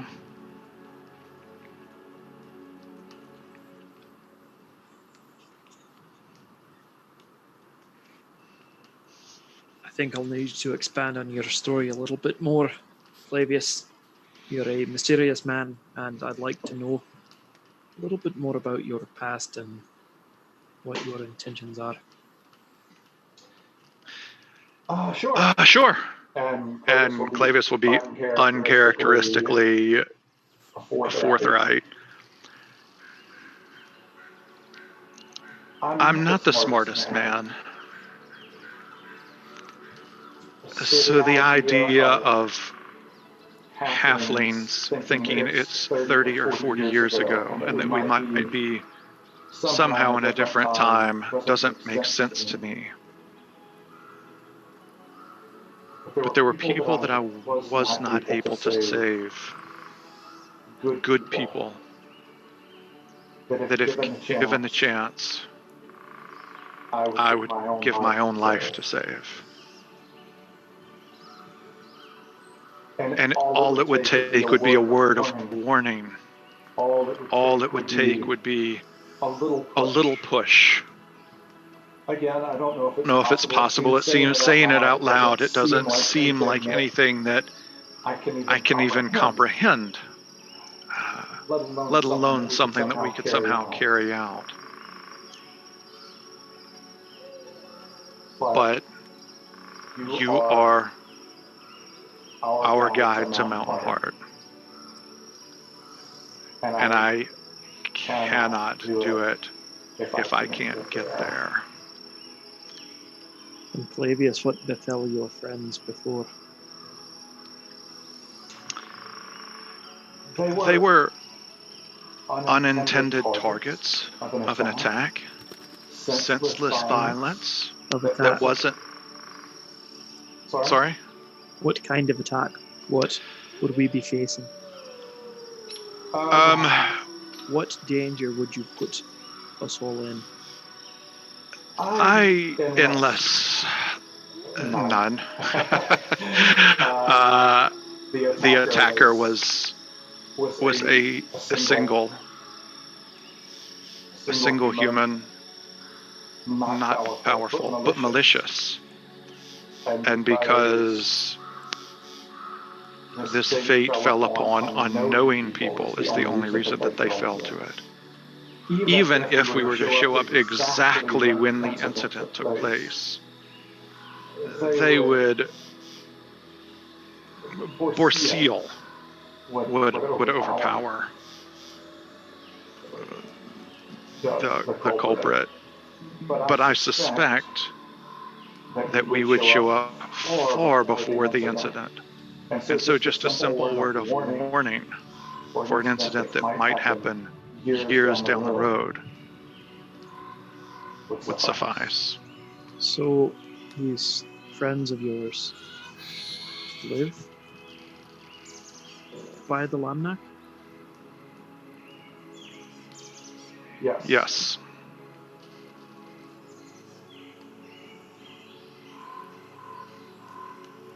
And you think from the ravings of mad halflings,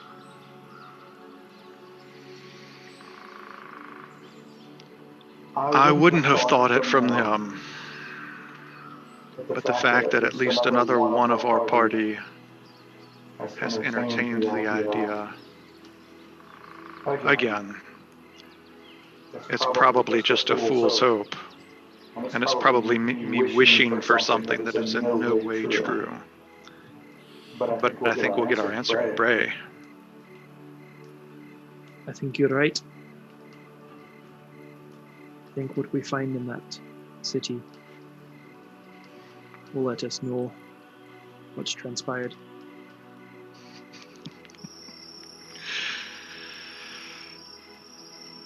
I'm not asking you to make a decision right now. A lot will happen between now and then. I'll continue to unequivocally back you in your tracking and guiding to the rest of the group. I have full confidence in you, and I'll do my part to make sure they do too. Is there anything else? And this is not me trying to curry favor, but anything else I can do for you? That note you wrote me, I would like to know why.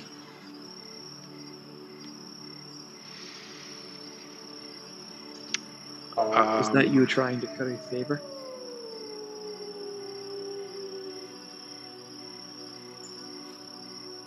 No.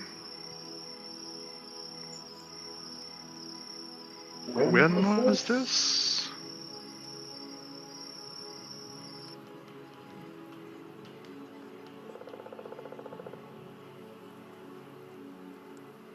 You asking me or you asking? I guess Nick. Like, was this recent? The note was signed by you? Can I? Unless this is a forgery. I haven't written a note. Oh no. Can I see it? If you go into Arthur's folder, you should be able to see a mysterious note. This is, I'm assuming, handwritten. Handwritten, yeah. It's a typewriter, actually. If you scroll down, you can see the text of the note. It's a typewriter. I think everyone's going to start looking at Xerxes. You can always hear him at night, just clacking away. Dude's over there writing his manifesto. So, Second Amendment. I don't. The sons of Briarwood shall never. This is deep in the session for me to finally be opening my character sheet. Does it? Second watch, baby. We're deep in the session. It's true. Deep. Does it look? Sorry, I just meant to do that once. I did it twice. Does it? Damn it. Does it look like my writing to me? Would I have advantage on that? Maybe it's my writing. Yeah, I mean, looking at it, it looks similar to your handwriting, as far as you can tell. What is going on? Arthur, it sounds awfully similar to what I was just saying, which makes it super weird. But I didn't write this. When did you get this? When did Arthur get it? Like a few days ago, game time? Yeah, not more than 2 days ago. It's in common. Yeah. And what were the circumstances? He found it in His bag. His bag, yeah.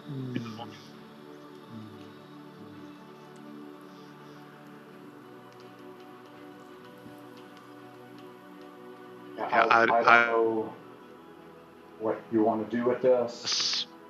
If you want to mention this to others or not, my general proclivity is not. But I can tell you that although I back what this note says, I did not pen this note.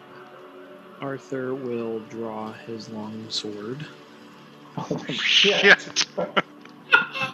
I'm in my armor, right?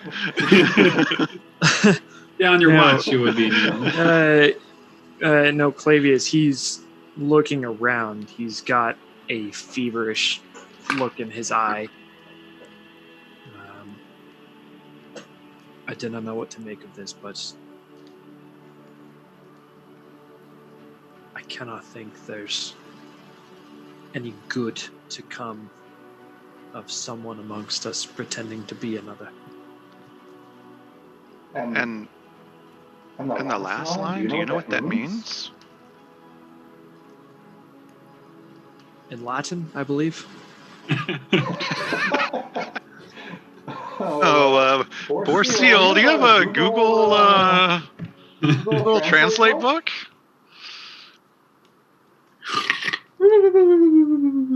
I don't. That's how Borseal sleeps.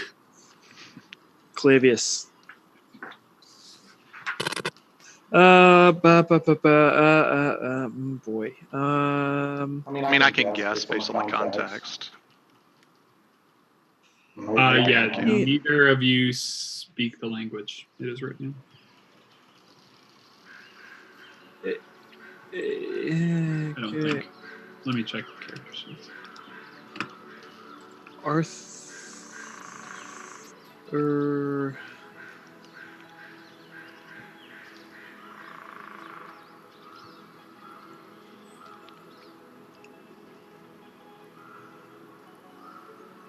Can Arthur roll another insight check? I mean, I don't think Clavius is fainting confusion. What are you trying to do? Roll an insight check into his confusion after being presented with tangible Sure. stuff. You can always roll. You can always roll. Come on, baby. +4.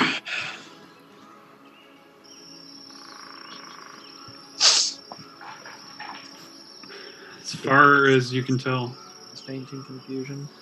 things seem on the up and up. Clavius, I've got to show you this then.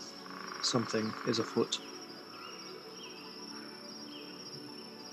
He will show Clavius the other note.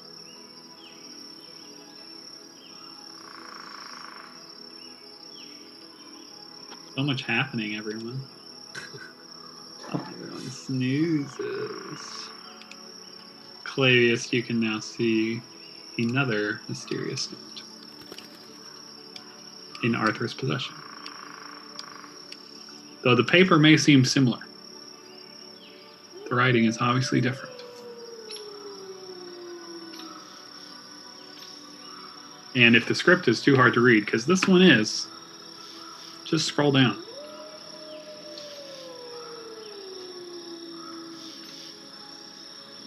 Okay. So, two things, and this is I guess this is me asking the dungeon master. One, even though I don't speak the language, would I notice the similarity in the last line, or is the penmanship difference enough to make it where I wouldn't know that if I don't speak the language? Wait, what languages is written in? You don't. Oh, the note in general, common. Okay. But yeah, the last line you note is different, and is the same as in the other note.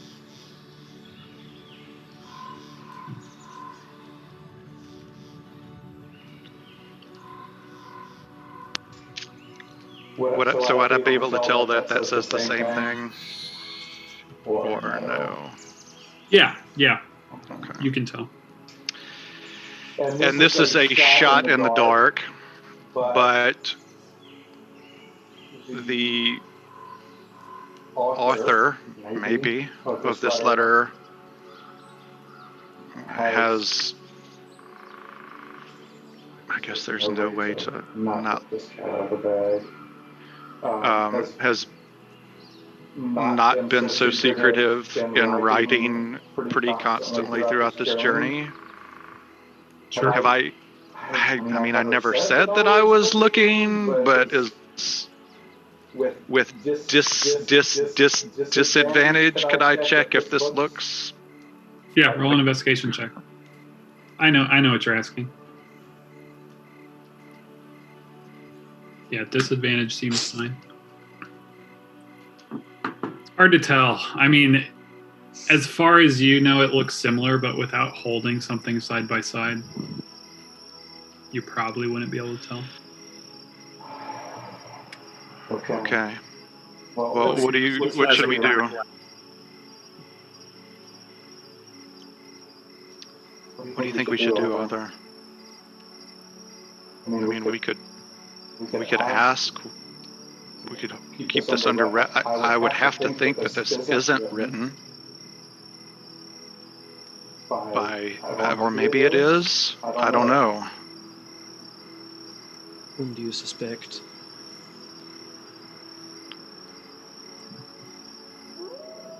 I mean, it doesn't seem like there's any.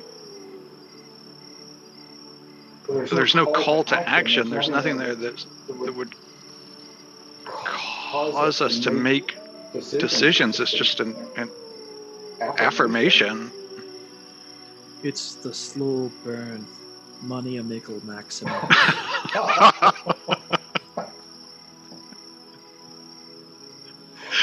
Oh, I'm gonna have to re-edit that into the intro.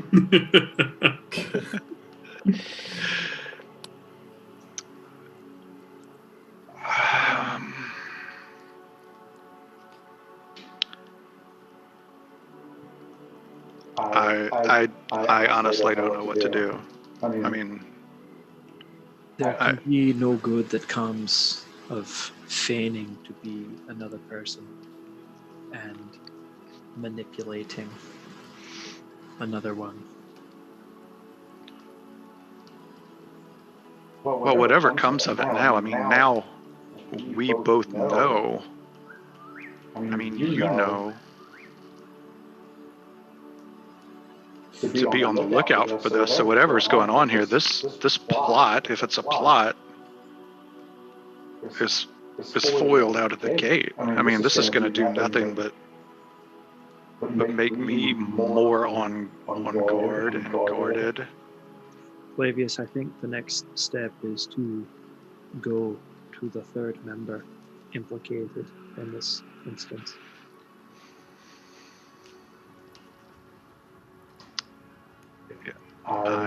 I will support you.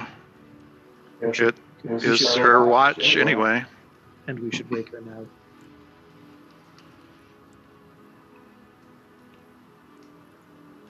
Third watch time? Not quite. Prior to third watch, we'll go over and stir. And oh no.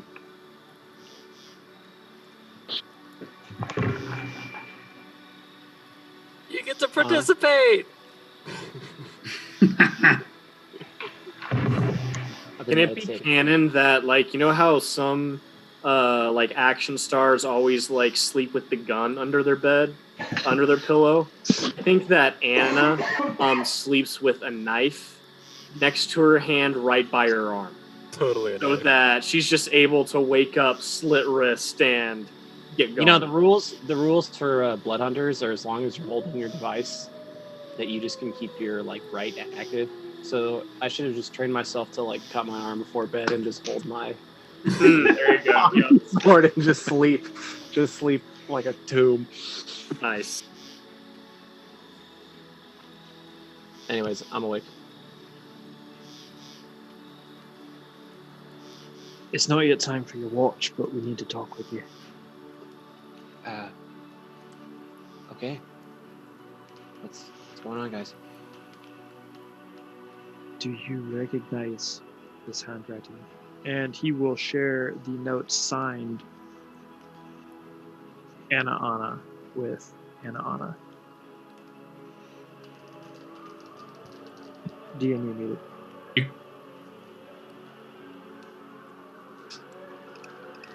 Folder.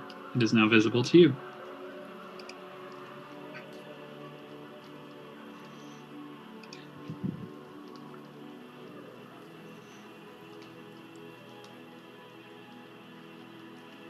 Do I recognize the handwriting? Looks a lot like yours on first glance.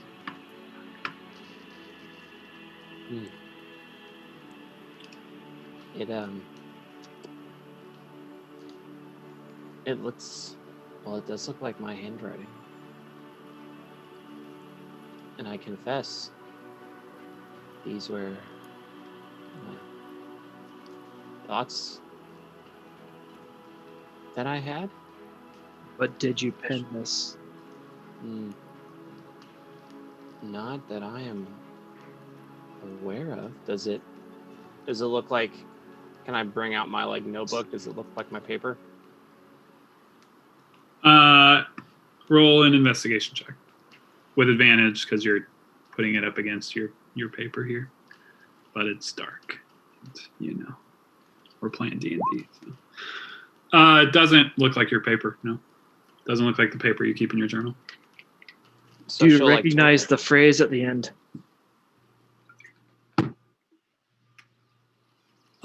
Let me look it on his character sheet now.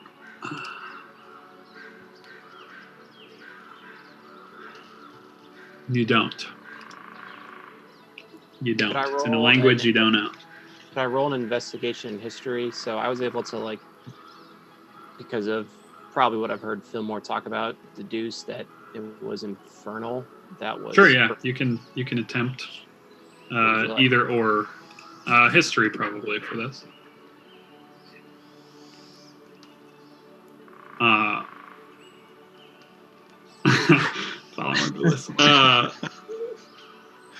It's a language you don't know. You don't recognize. No, I don't know the language. The abyssal and the cave was at least familiar enough to me. Although that was the spoken, this is the written. No, I don't think I wrote this. Anna, you said you thought these things. Yes. Arthur also received a letter from me about things I had thought but not written. Is there something that exists that will... Is somebody reading our thoughts? Or am I imagining that there's too much to this. There's another note. Arthur will show Anna the other note. Just editing permissions left and right. All right, there should be 2 notes now visible to you. And I think you said you were going to give me access to Isabel's entire character sheet. Yep, anytime. It's probably about as dull as her personality. I remember being worried about a vacuum of leadership upon Sir Garen's death. And, you know, I knew Arthur would be a good, the logical person to lead us, at least in that aspect. But while I appreciate that sentiment, I see myself as no more than a guide in these northern lands. And that the bane and burden of leadership lies amongst the collective and whomever is best situated in whatever moment occurs at a time. But no, I did not write this. And whoever wrote this was not able to securely enough get my paper. I've been meaning to talk with the 2 of you about this, and I wish I didn't wait so long. I fear whatever this could mean. How did you get these? They appeared amongst my belongings. In the morning? A few days prior. What time? Well, if you held Xerxes' gun to my head, I would have to say in the morning.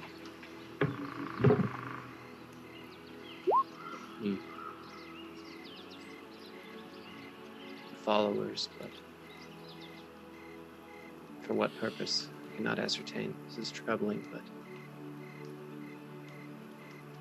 I can't make heads or tails of it. Have either of you received anything like this? No. Flavius will make a mental note to rummage through his belongings just to make sure when he gets back to his tent, but no. I do not want to jump to conclusions, but I cannot think there's any good that comes of trying to manipulate one's thoughts based on their misconceptions of others' wishes, whether spoken or not. Do you plan to share this with the others? No, I do not. I think that the 3 of us, knowing this bit of information, can be a little bit more on the lookout for anything similar moving forward, and that the 3 of us now have maybe the advantage on whomever put them in my bag.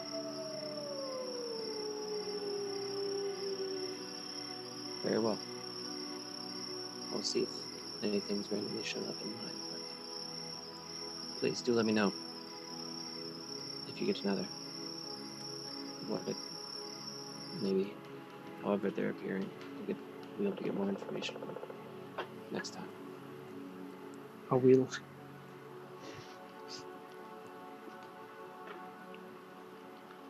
Clavius, about what we had been discussing earlier. Anna's gonna wander off and go check on the elf, giving you guys a moment before third watch. Is this the reason you're on this quest? No.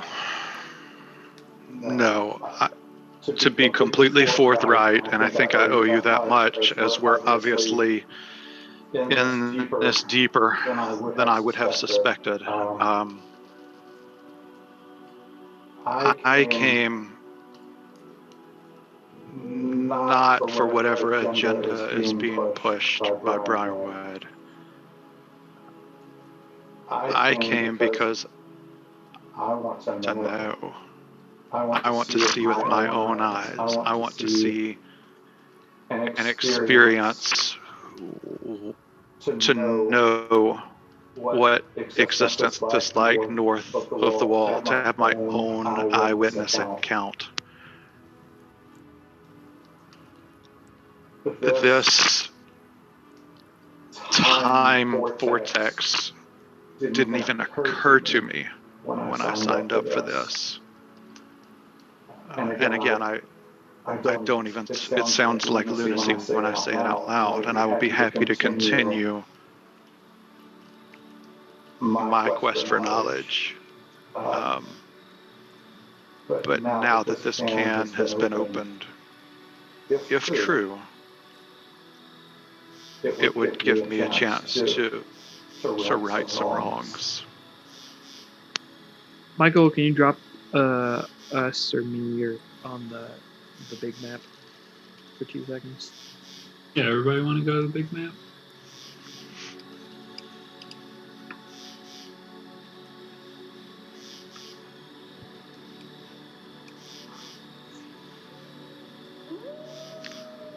So the place I'm talking about is right there.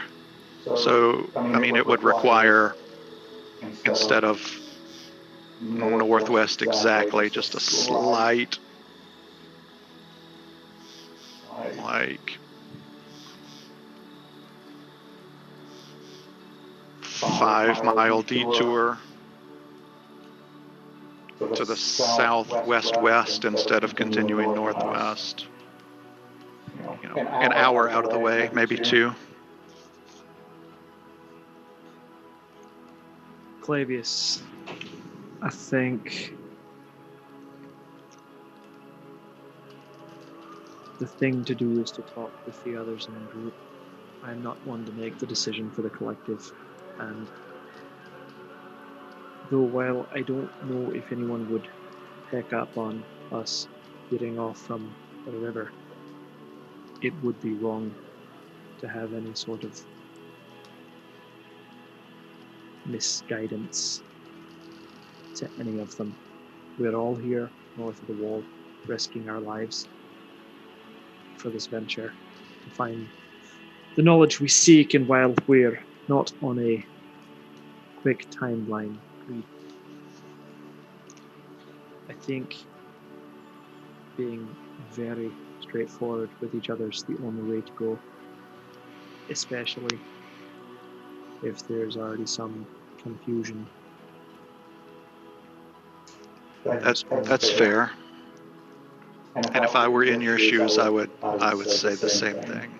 If I could ask one favor, if we get to Bray, and all of this is, as I suspect, just a fantasy.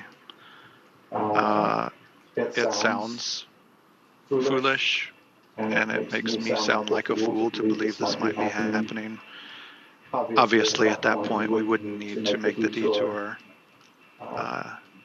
If at that point if we could hold it to ourselves until then, and then if there's no reason, just not mention it to keep me from looking foolish.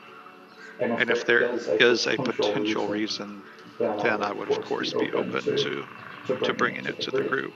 Is that amenable? If we find Watson Bray. If we find another group of people that think it's 30 or 40 years ago.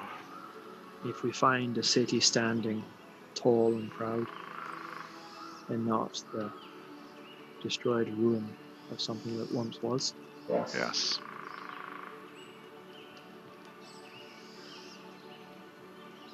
Do you hope for that?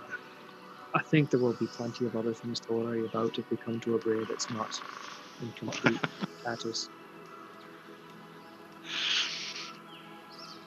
Least of all, the state of our minds as we try to cope with this. I think you might be right.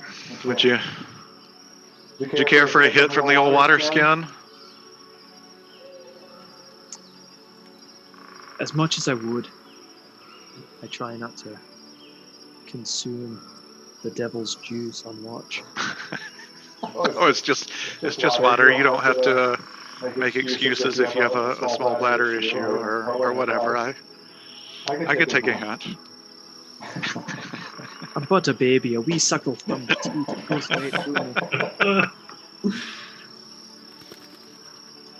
Third watch. Who else is joining Anna? I think Steven said he was. Steve-O? Alright, Anna and Steven, being elves, you have completed a full rest.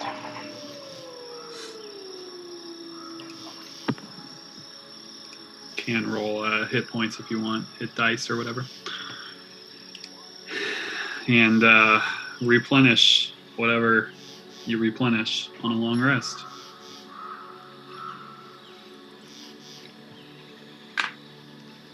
What would you two like to do on this, your third watch?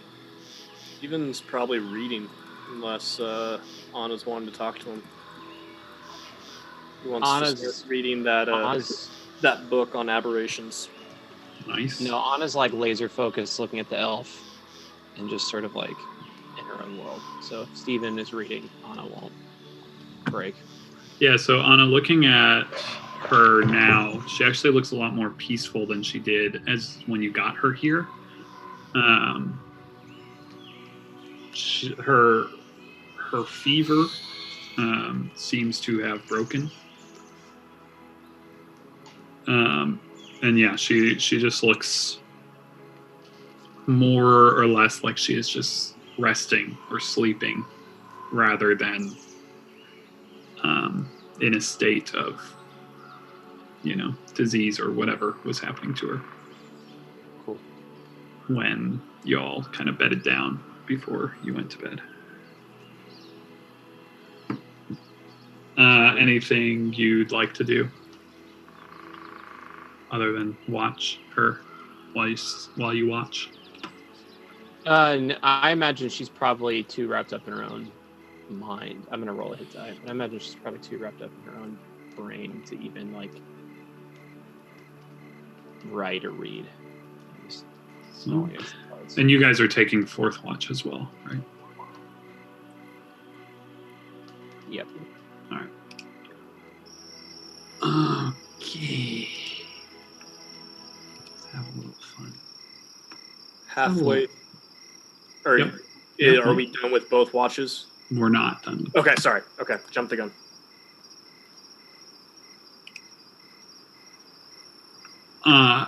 As the camera kind of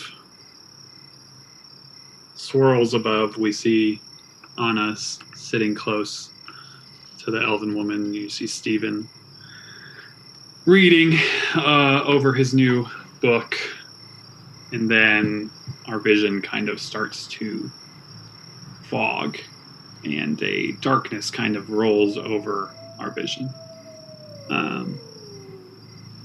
Smoke and char fill the air. So we see a young woman frantically running through the streets of some small town. She's trailed by two young children, doing their best to keep pace. Just make it to the southern gate. Just make it to the southern gate, Judith kept muttering to herself. It seemed like a lifetime ago, but it was a scant 12 hours before that the Red River's mayor gave instructions on what to do in the worst case scenario. And the screams coming from the northern part of town confirmed that the worst case had arrived. Invaders had breached the gates. Why are we running, Mommy? Daddy will keep the town safe, just like you said, the little girl inquired, clutching a doll stitched to resemble a paladin of sin. Judith winced at the mention of her husband. Raymond had left hours before to man the post on the northern wall. She couldn't bear the thought of what was going on over there right now. Pushing the thought to the back of her mind, she refocused on her mission. You're right, sis, and I bet the Stormbringer is here too. He makes those nasty creatures run in fear, the boy said, a slight quiver in his voice betraying the brave front he was putting on. I hear read that he's as tall as an owlbear and has a weapon that can be heard from here to Riverwood. Judith looked back at her children and saw that they were lagging behind. David, Emma, You have to stay close to me, okay? She was glad their minds were elsewhere, but they couldn't depend on a silly myth to help them now. The trio shuffled between the buildings, slowly getting closer and closer to the southern part of town. Finally, the wooden gate appeared in their vision, between the buildings. Judith gasped in horror as she saw the once sturdy barricade now had a massive hole blown through the middle of it. All around the bodies of their neighbors lay butchered about the courtyard. She barely had enough time to process what she saw when a dark shape emerged from the fog on the far side of the obliterated gate. A knight, fully covered in spiked obsidian plate. In one hand, a dark longsword, and in the other, a thick metal chain. We watch as this knight in black slowly turns its gaze towards the family, paralyzed in fear, and suddenly whips the dark chain against the earth. Seconds pass before, from just beyond our view, 3 large hounds bound through the large hole, moving quickly in the family's direction, with what appear to be dim firelight emitting from somewhere deep within their throats. But then the scene abruptly shifts. It takes our eyes a few moments to adjust to the darkness of this new but familiar landscape. We see moonlight reflecting off a lazily moving river, the water slowly passing beneath an old broken bridge to the east. We focus our sights on a darkened opening on the northern bank, a rocky cave entrance hidden beneath the stone bridge. The deep darkness inside begins to shift as yellow and orange light appears within the cave, the glow of firelight bouncing from one craggy surface to another, moving slowly towards the hidden entrance to the cave. Just as we begin to see the glowing torch appear in the cave mouth, the camera pans west, away from the cave entrance, where we spot a dwarven figure dressed in dark leathers who enters the frame. He carefully descends the rocky banks and approaches the glowing light of the torch beneath the bridge. He quickly falls to one knee, placing both fists into the muddy banks, and bows his head deeply at the sight of the torchbearer, still out of our view, standing somewhere near the cave's entrance. Lord Walmer, the intruders have done well to cover their tracks. It seems they've gone north, but it may take more time to locate a substantial trail.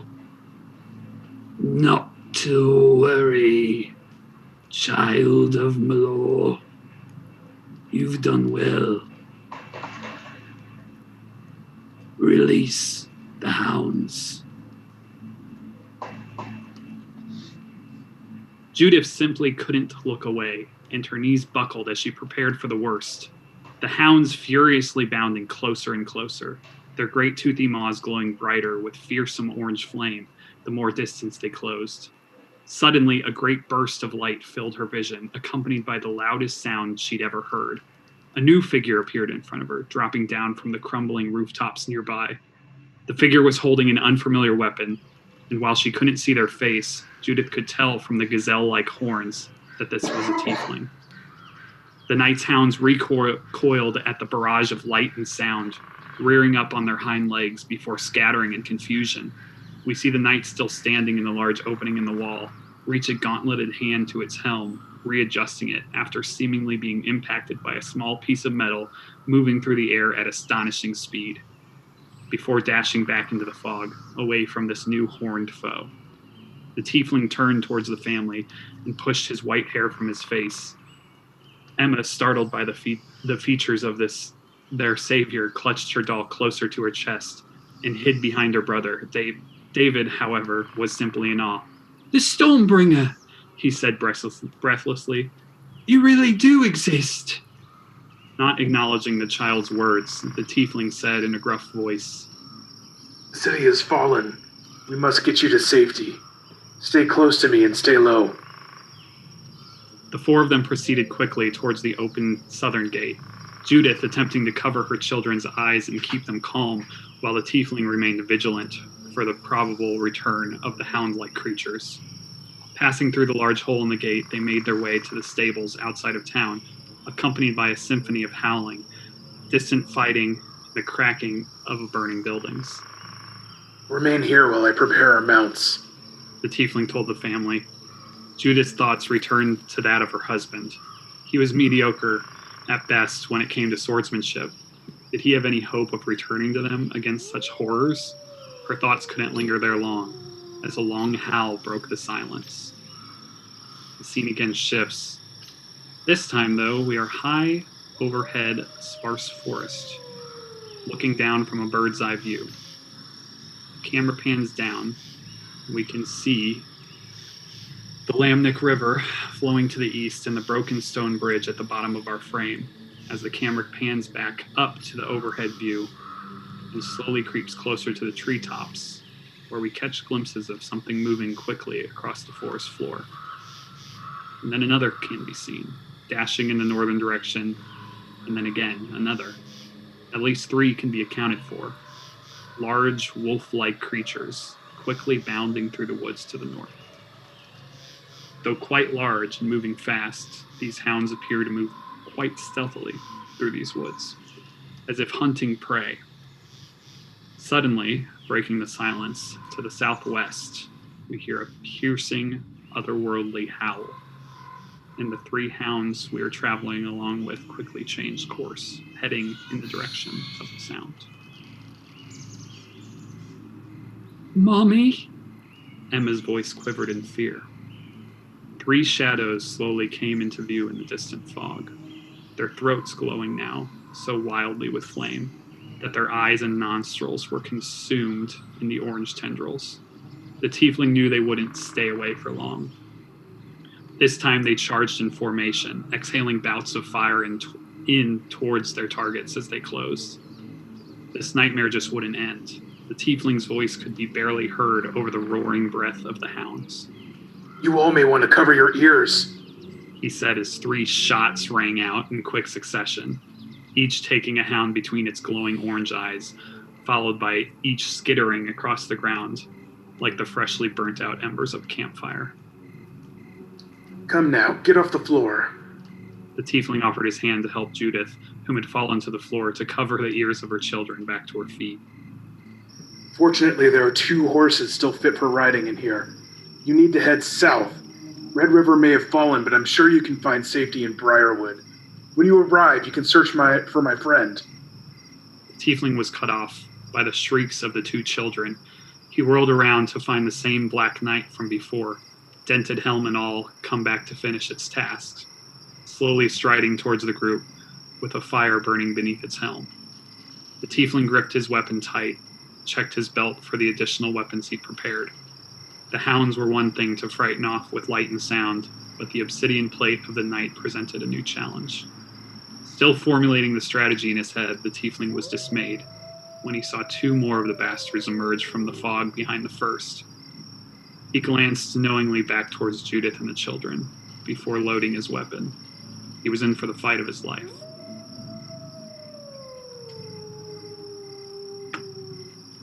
As is tradition. Yay! Nate? We all need serious therapy. Bottle cap, Nate. Thank you, sir. Nice job, Nate. That's awesome. As is also tradition, as is not tradition, but may start now. Stephen and Donna, as you sit amongst your sleeping party, the haunting silence of these woods ever present, you are alarmed when you hear a howl. It is not the howl of a wolf, but the howl of a wolf mixed with something more horrible. And it sounds closer than what you would be comfortable with. You hear that to the south. Like, how close are we talking? Roll a perception check.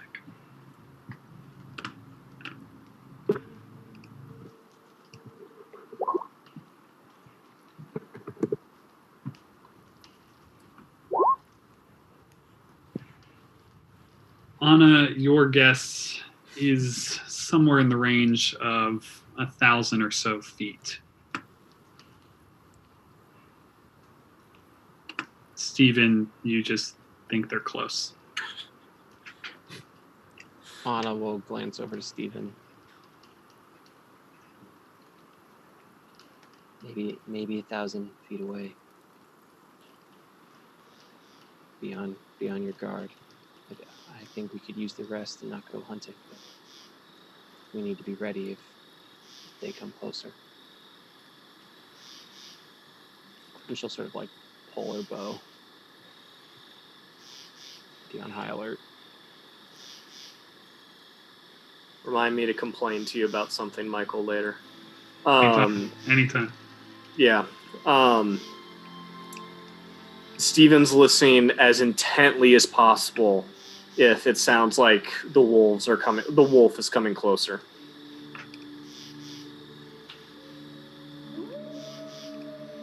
Roll a perception check.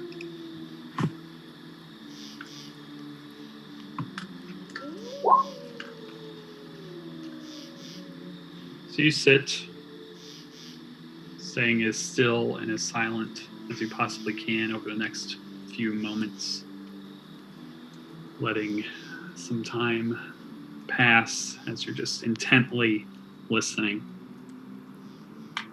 And there is a sound of a branch just snapping that just kind of echoes in that same southern direction. Closer? Close enough that you hear it, yeah. So seemingly closer than the echo of the wolf.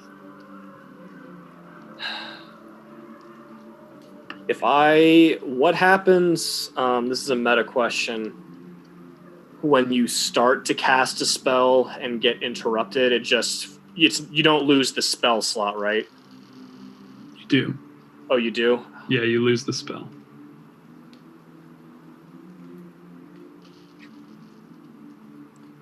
All right, Steven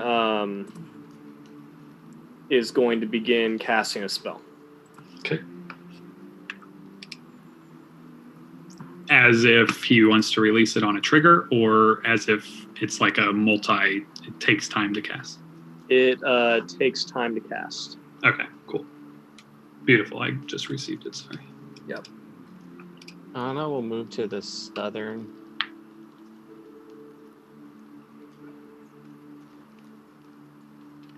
And she will do another perception, just to see if she hears anything else. Oh, not good. Yeah, as you're kind of waiting, that thing will work.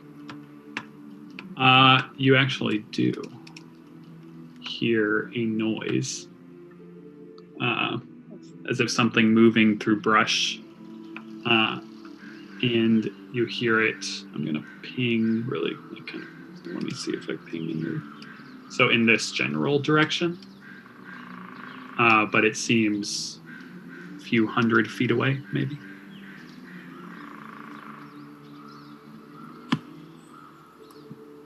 Anna will go and shake Arthur awake.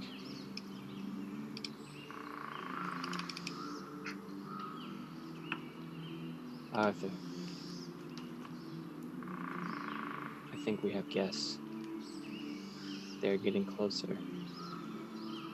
Will you start waking the others, and I'll go see if I can see a little farther out.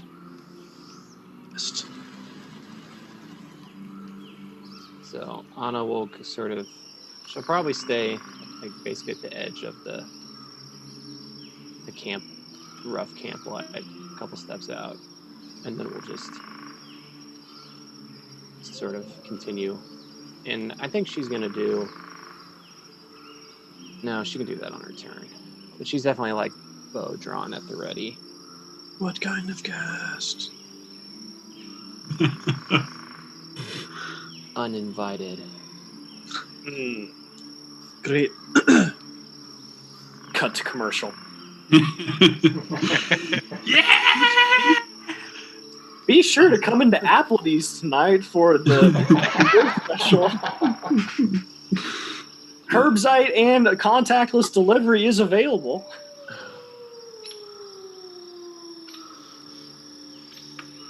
Michael, will you let me know? Yeah, you're good. Oh, nice. Great. Nice.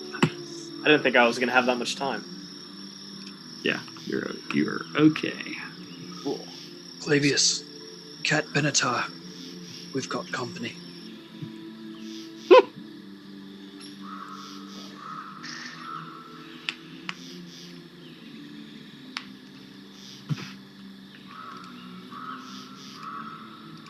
For somebody that has not played a fighter before, I'm guessing that you don't sleep in your armor. Have we encountered that yet, Michael? Technically, I no. think we addressed don't. it. Yeah, you would not have slept in your armor unless you want a level of exhaustion. You're about to encounter that right now. Yeah. So unless you were awake, or if you are in light armor, you can sleep in light armor. There's no penalty for that. Light armor. No thanks. You can try to don your armor. I think it takes 10 minutes. It takes some time. Depending on the type of armor and needing assistance or not, and all that good stuff. Yeah, I would have to look up those rules, but it's possible. Armor, getting into and getting on out of. 10 minutes to don heavy armor.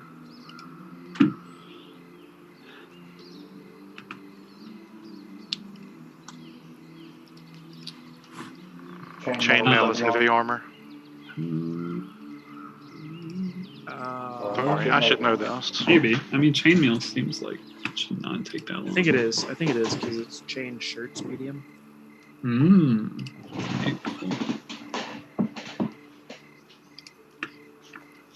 Fucking. Yeah, heavy armor. Chainmail is heavy armor. We're not in initiative yet, right, Michael? Nope. Okay. Is everyone being awoken? That's what I asked. Everyone except the she-elf. Steven, make sure to give yourself those spell slots back. I don't know why it's not working. The cantrip, I think that's just always going to be the case, but I had given myself full slots for the mage armor, and I don't know why that happened, so we can mess with it later. So someone did specifically wake me up. So weird. Yeah, I think, is everyone awake? I'm not sure. Arthur. To be honest. Steve. Yeah, Arthur's at least gone to Clavius and Saru, and then he would have gone to Xerxes and Isabel as well. Beautiful. I can tell you're on my character sheet, Michael. Yeah, I'm trying to fix it. No, you're good. Steven wants to cast message, and he's gonna whisper to Anna, Anna, do you see anything out there? Not yet, but they sounded closer. Has about 10 minutes passed? No. It took Anna 10 minutes to figure out what Steven was doing. Like Keeley with sending. So everyone is awake? Is that what I got? I can't figure out why the spells are not working for you right now. No worries. I'm gonna keep an eye on it. I'm gonna test someone else just for funsies. Worked for you. Okay. Weird. Yeah, it worked for Isabel, which is strange. Weird. I don't understand. Those of you who had just been woken up, you can gain the benefits of a short rest, giving yourself the additional hit points that if you would like to roll hit dice, you are allowed. and gaining whatever you may or may not gain back.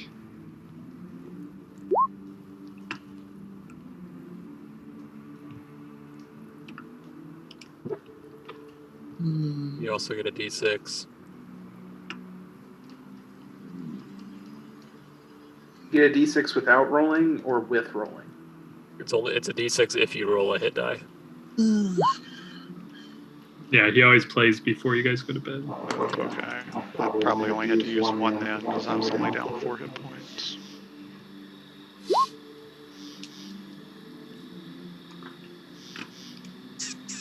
Yeah. Hi, buddy Saru. Favorite pinata. I got all of my 2 hit points back. That's not what I wanted. That's what I wanted. Lovely. Lovely, lovely. What's everybody doing? I love that we hear these howls in the background. They're pretty accurate to what's happening right now. Anna will probably wander another, like, I don't know, call it 15, 20 feet. Do another perception check in the direction she thought she heard stuff.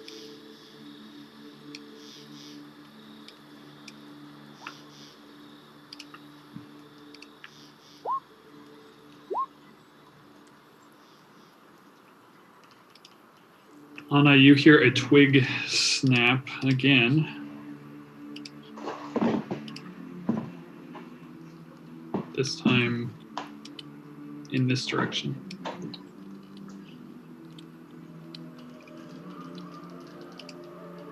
Do I have any idea how far away that twig snap is? Yes. Somewhere in the range of 60 to 100 feet. Anna will glance at Steven and then sort of point to the woods and then draw her bow, take a couple steps and start just like heading towards basically ready to fire an arrow if she sees anything.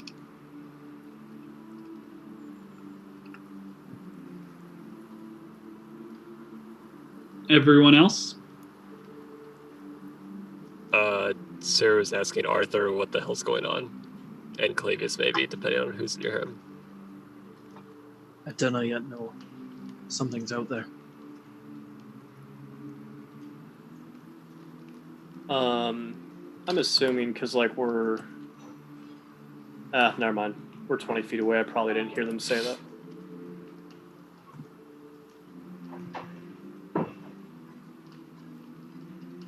Xerxes wears light armor, but he does need to put on his under armor, so he is doing that. Are we sponsored by them yet? Yeah. We were working on Nike, but just didn't work out. Under Armour pays just as well. We love our sponsors from Under Armour. Yeah. Look, And I'm dead serious. When it comes He's to this putting that campsite, on. we must protect this house. Exactly. We're happy to be part of the family, Under Armour.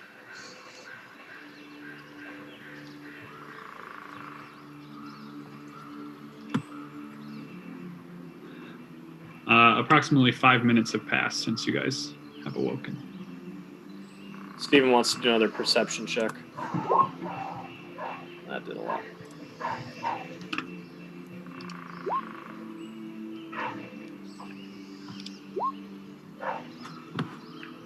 Steven, you hear a twig snap or some other noise in the woods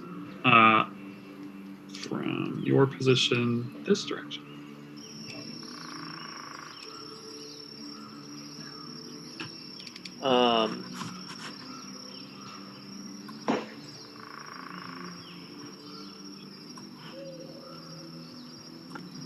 Steven's gonna try and catch up with Anna. I don't know, like how quickly she's moving away. Probably pretty slowly. Okay. Steven's gonna come up and whisper, do you think they know we're here. Should we go ahead and fire the starting gun? I'd say if you see them, go ahead. I don't, but I could probably get them to see us pretty quickly. And like you can see his fingers like tingling with fire, basically. Give it a shot. Then Steven will, because you said I heard it from this direction, Michael. Mm-hmm. He'll take aim. I'm assuming the twig was still, like, that noise was still pretty far away. Yeah, Steven will he'll, like, try and pick out that tree right there or something, and he's gonna... You see what I'm doing? Yeah. Go ahead and toss out a firebolt. Oh my gosh. That's unbelievable. You hit your mark in the tree. I'm a named character, aren't I? Yeah, get a card for that tree.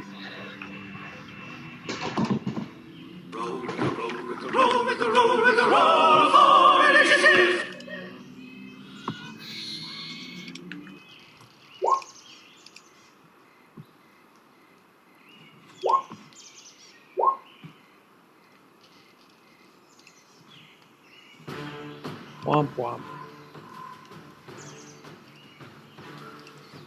Hey, good job, everybody. We all clicked on our tokens and hit the initiative button. Dang! First. Well, we almost got through an entire night of sleep. And we almost got through an entire session without combat. Get that XP.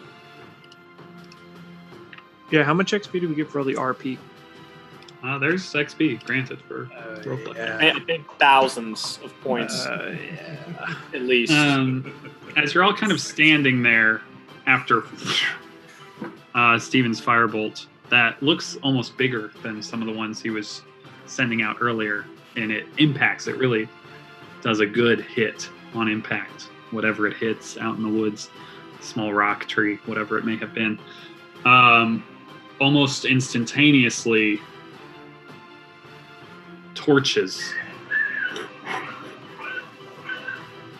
illuminate in the woods, or at least what appear to be torches. Oh.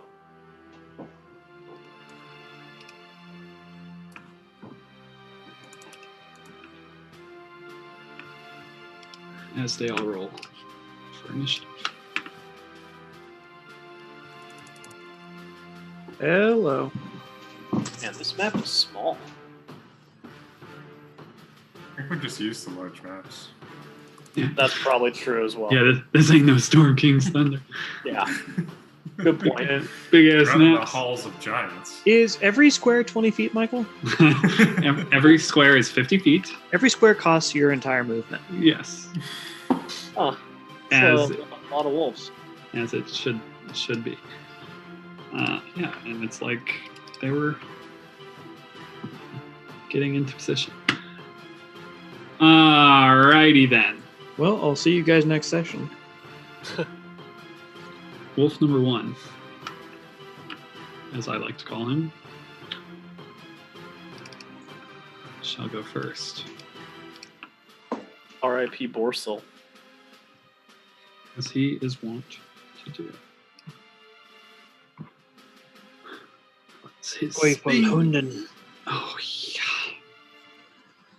That's pretty good. That looks pretty good.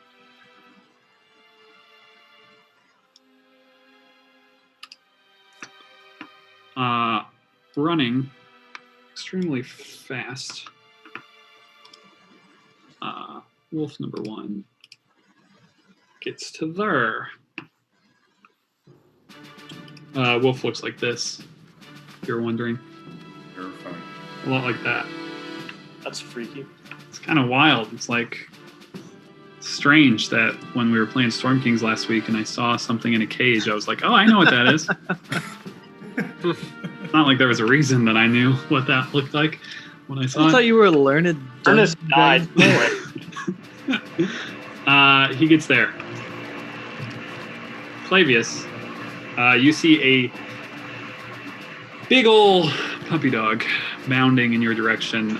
Flames kind of deep in his throat, kind of making the maw illuminate in this glowing orange.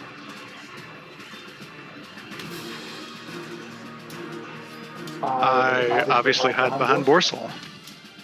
It's not a bad, not a bad strategy. His special fighter technique, hot human shield. He's very adept at what he does. My goodness. I've got a 12 armor class. You'll notice that Fent just slowly vanished into the ether before this fight happened. Fishing never stops. Twilight's a great hour for it. Fishing never stops. I guess it's against my better judgment. I mean, I've got to get between this thing and Ursula and Isabel, so I'll pop it in the face. Oh, they're right there. Yeah. It makes you feel any better. My AC is 14 usually, so you're not that far off. A 13 will not hit the creature's natural armor.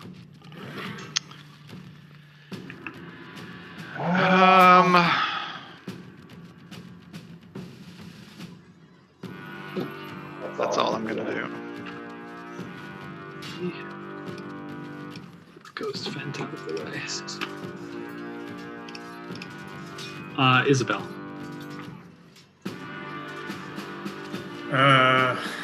Assuming Isabel at least sees the one that Clavius is engaging with, right?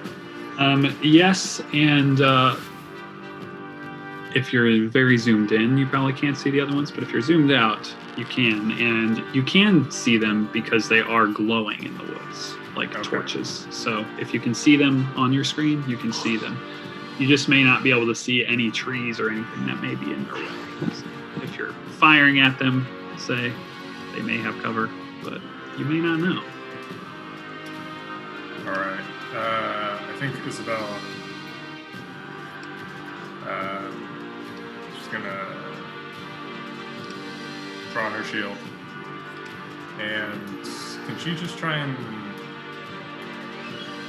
I think she's just gonna try and defend the unconscious elf. Okay.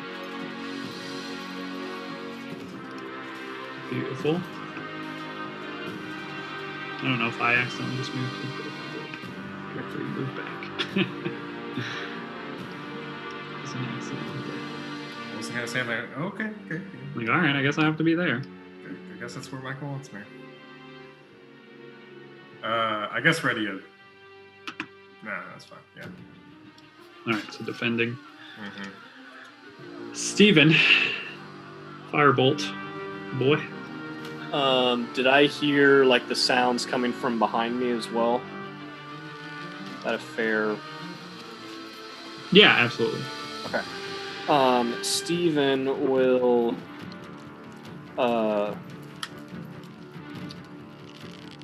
shout at Anna, there's one behind us, and he going to move.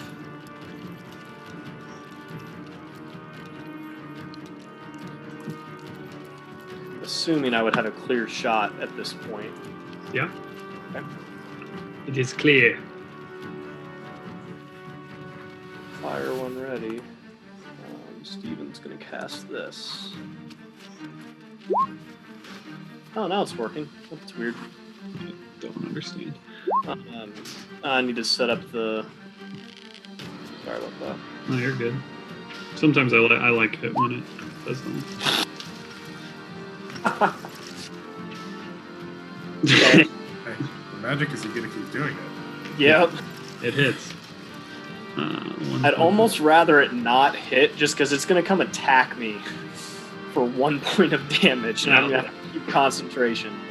Lightning. It's not even magic, that's just static electricity. Yeah. Steven shuffles his feet. Lightning pulses off this bad boy.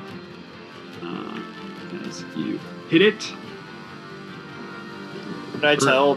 Did it look like he liked that, or did he care? Hard to discern. You can make a perception check if you wish. Yeah, too hard to discern. Cool. It's my turn. Saru. Man.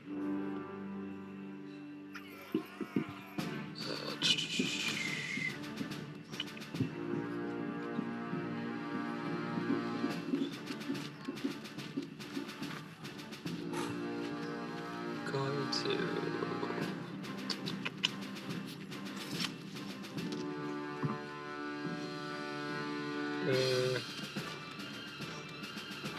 It's yelling.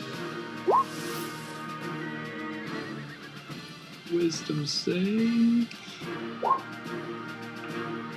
Niner. Nope. He's got disadvantage on his next attack.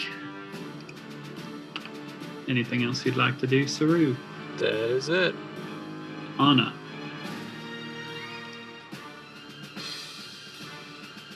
Do I have an okay shot from here on the one that charged in? Yeah. You're alright. Unless it's a 1, then it could be bad, obviously.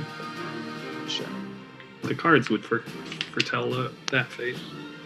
All right. Anna is as a bonus action going to take a green liquid, a vial, out of her pouch and throw it down. Lovely. Which will do a thing. And then Anna will then, with her action, fire a longbow shot at the wolf engaged in combat. That's funny. That's incredible. It was like it was foretold. Yeah. Anna, as you release the arrow, you see it like going and like penetrating into the back of Saru's head. You see it happening. But then you see that same arrow is still in your quiver, or still in your bow. And roll the attack again.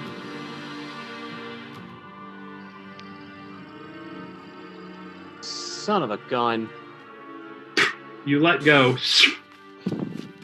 And a slight adjustment at your shock. You see the bow go wide of the back of Saru's head, though it does indeed miss the Hellhound.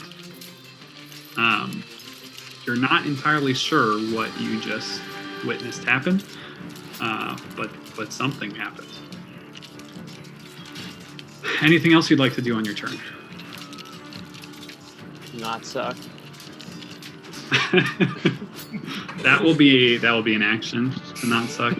So. I'll take that action next time. Fresh out of those. All right.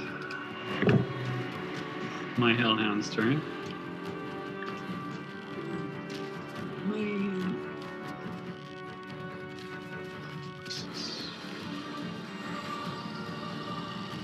I can get there.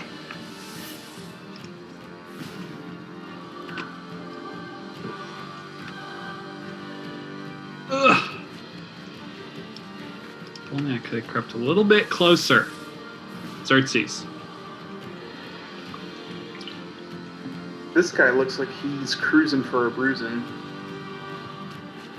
Nah. Seems cool. Oh my gosh. Oof. 13's not gonna hit.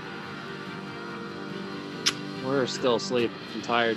You guys are still knocking the sleep out of your eyes. It's gonna be all the worse when we find out it's 14 that does it or something, you know, like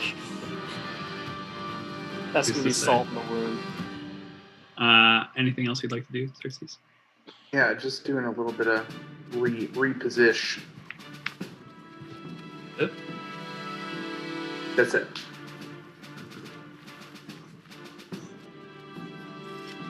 Oh, it was a very good reposition.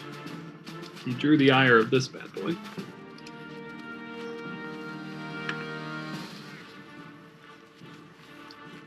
this bad boy. Arthur, it is your go. They appear to be closing in.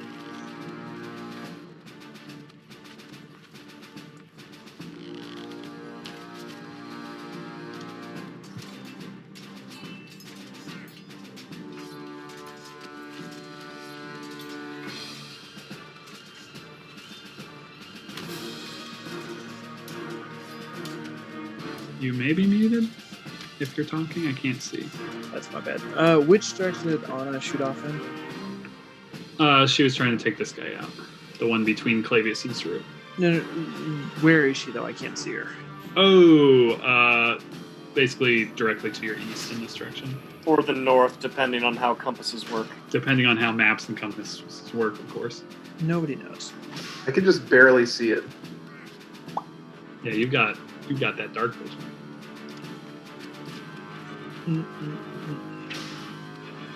She's somewhere over there. Arthur will. Bonus action, draw bow. 1, 2, 3, 4, 5. Take a pot shot at this boy here. I'll allow you to already have your bow out since you guys were kind of prepped. If you would like. I don't know if you have anything else to do with your bonus action, but No, I wanted to use that. Beautiful. Let's see what happens. Yeah. I'm gonna see what happens. Oh There. yeah. Oh yeah. Like that a lot. You do love to see that. I'd love to see the plus -5. Yeah, for the sharpshooter, baby. Yeah, that was clutch. Confirm it, if you would. Keep sharpshooter on for the confirmation. Give a shit. That's not a confirmed critical, but 20 points. I'll take it. That's fine. I'll take it. Please and thank you. That was against this bad boy, right? That's the one. Okay. Wowza. That's a good one. That's a very good one. Anything else you'd like to do, Arthur? No. You gotta love the sharpshooter crit. Just feels good. Feels right.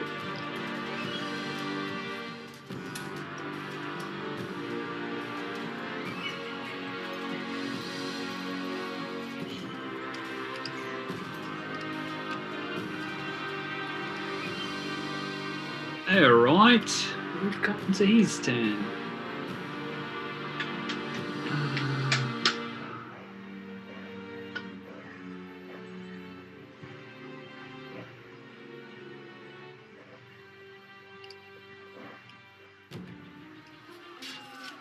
Just checking some things.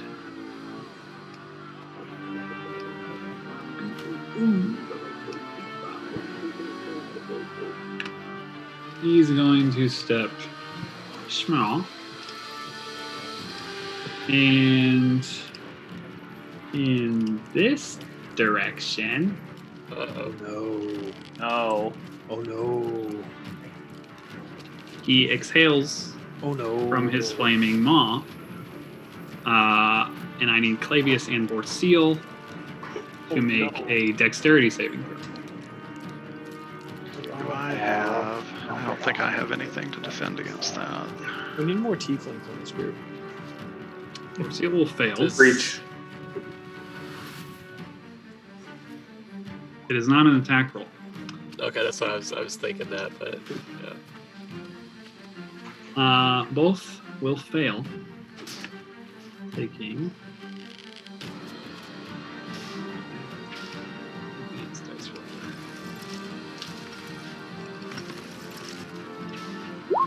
Oh no!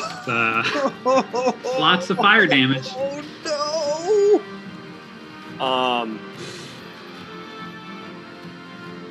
Guess we're not getting any more mysterious notes.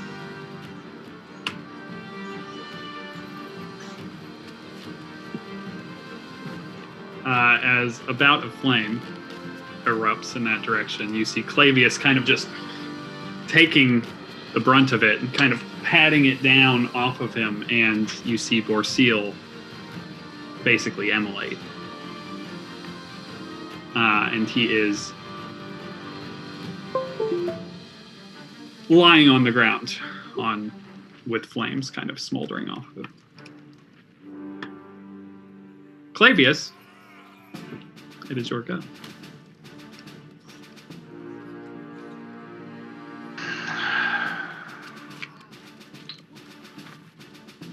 Well, that was basically max damage. Yeah, it's an insane roll. Insane. Maybe the best roll I've ever done. That's incredible. you know what? Clavius is going out of this world the way he came in. Naked and crying.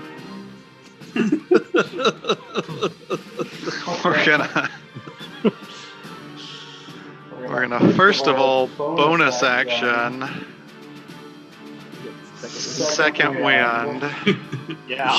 Probably good. Which does 1d10. Okay.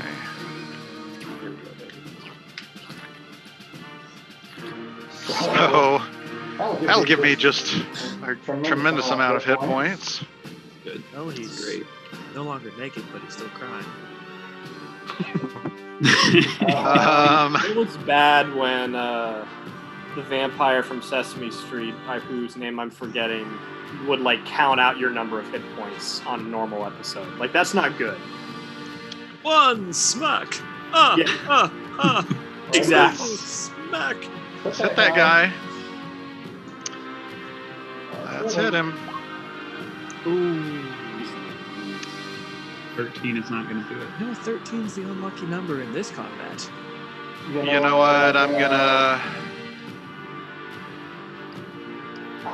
gonna action surge and take dodge.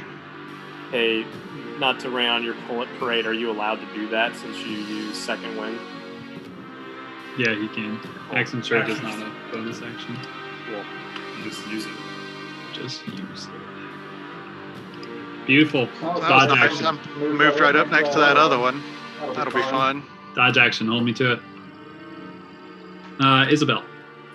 Okay. I just saw a lot of fire. Yeah, a bout of flame. 15-foot cone. Borseal, I'm pretty close, 10 feet away. He's not moving. He's laying there. He's laying there on the ground, smoldering. Blackened? Fairly.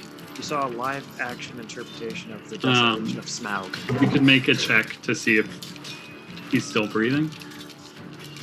If you would like. Medicine check. Yeah. Also, trying to keep an eye on fires at the same time.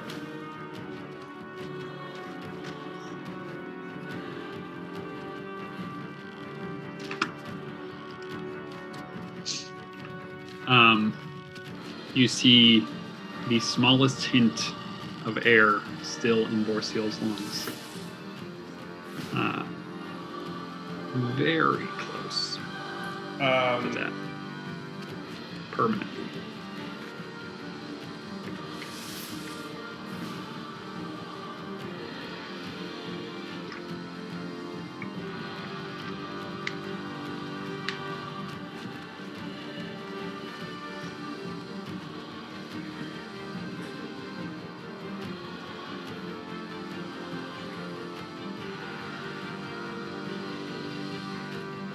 Alright, I'm gonna use my action healer's kit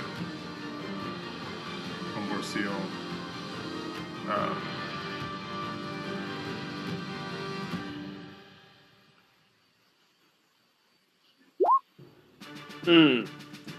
And I'm gonna whisper to him, "Don't get up, stay down, act dead." Does a healer's kit bring someone to 0? If it doesn't get them above? Oh my. I can use it to stabilize as well. Okay, so he is stable. Okay. So he is not conscious. That's fine. It'd be better actually. Yeah. That's fine. Technically, I think I can use it to get him up to 1 hit point. But Yeah, I'm not sure. That's what. yeah, it will. With my feet, I can do it to get him up to 1 hit point. Okay, I can put him at 1, And he will happily stay there. And she'll turn to Clavius and just mutter out I won't let you go yet. And cast Healing Word as a bonus action for 7 hit points. Clavius. Standing up. Better way to be going. Isabel, would you like to do anything else? No, I think that's everything. I did a lot. Steven.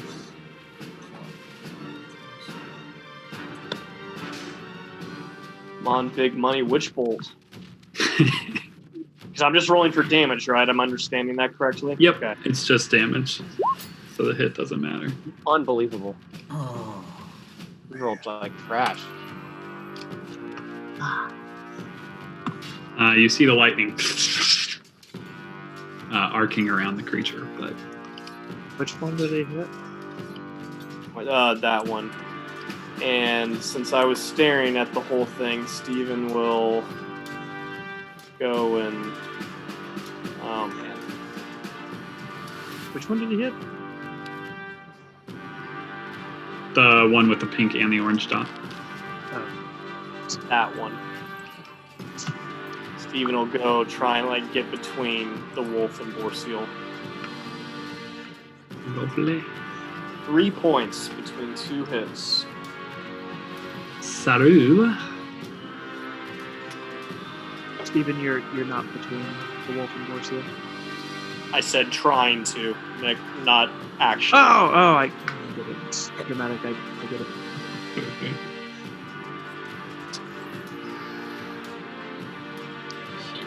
See him crawling.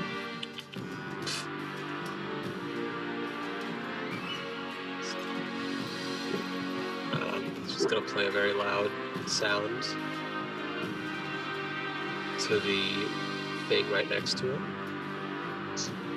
Lovely. It's gonna make me. Wisdom Toll the dead. There we go. That Like ain't gonna that. do it. Nice. D12, if you will. Wow.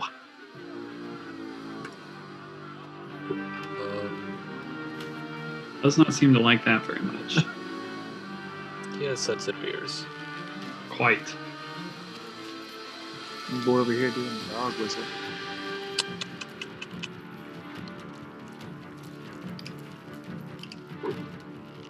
Oh, God.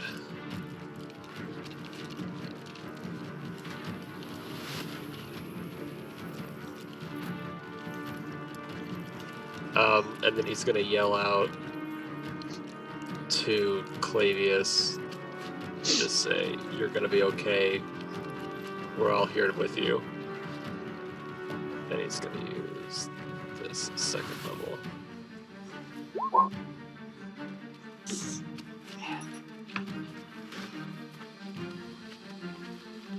Butte. A little cantrip and a little spell. Happy where you're at? Oh, yeah. Anna. Anna will keep moving to the north, and she will fire. She will do a bonus action, take her arrow, and slice her arm. As she's wont to do. Deal the 2 damage points to herself. Not a 4. Not a 4. is going to spend a bottle cap and shoot. Yes, gotta spend bottle cap and shoot the one most north. Lovely.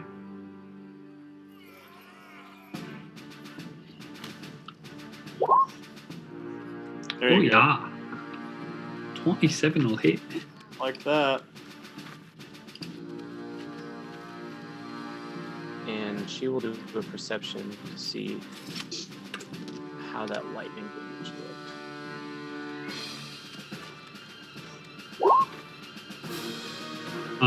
By the way it like jolted around, you believe you inflicted the adequate amount of damage that you expected upon it. And it is not looking great. Thanks. Anything else?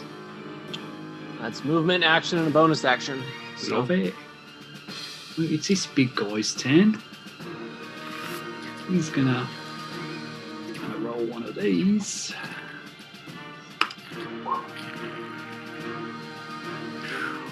Nothing. So he's gonna try and bite Clavius. 16 to hit. Disadvantage. Oof. The dodge action. 10 to hit. That was big. That was big. That's a good dodge action there. See, that's why you got to keep it in your noggin, because I am not going to be able to keep it in mine. If only the wolf was like a knight or something, he would have like stepped here. But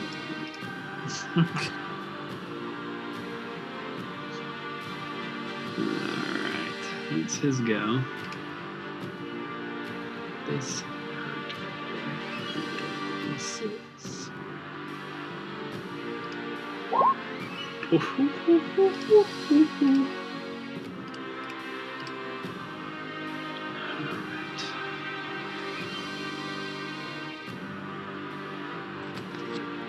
What looks best for this one?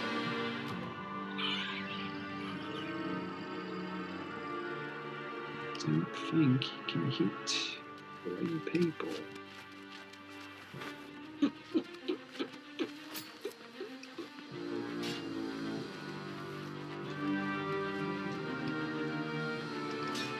It's a little bit wonk. A little bit wonk. Puts him in a bad spot.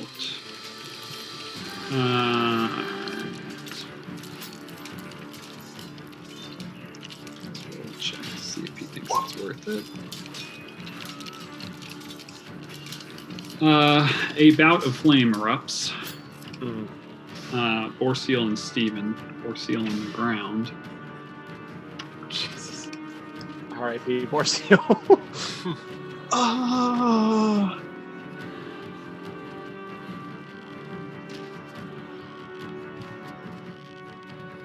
Borseal saves.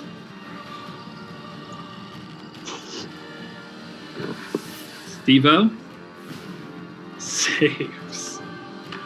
Half damage.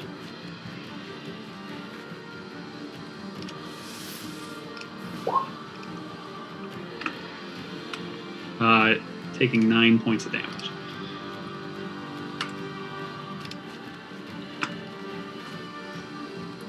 And once you give yourself the damage, it will roll the concentration check for you. Nice. Ute. Alright. Xerxes. Well, having not 1 but 2 hounds on his tail, you know that he has to try and cartwheel out of there. We were all thinking the same thing. Just. Oh my word. You're such a good cartwheeler.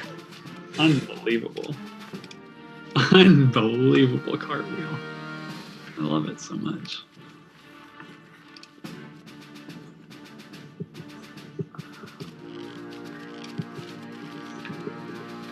This guy's still asking for it.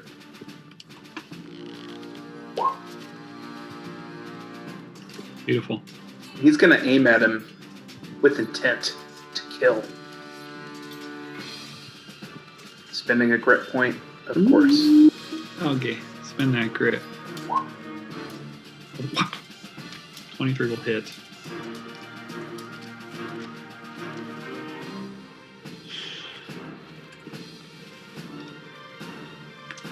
Much like in the flashback that we've seen.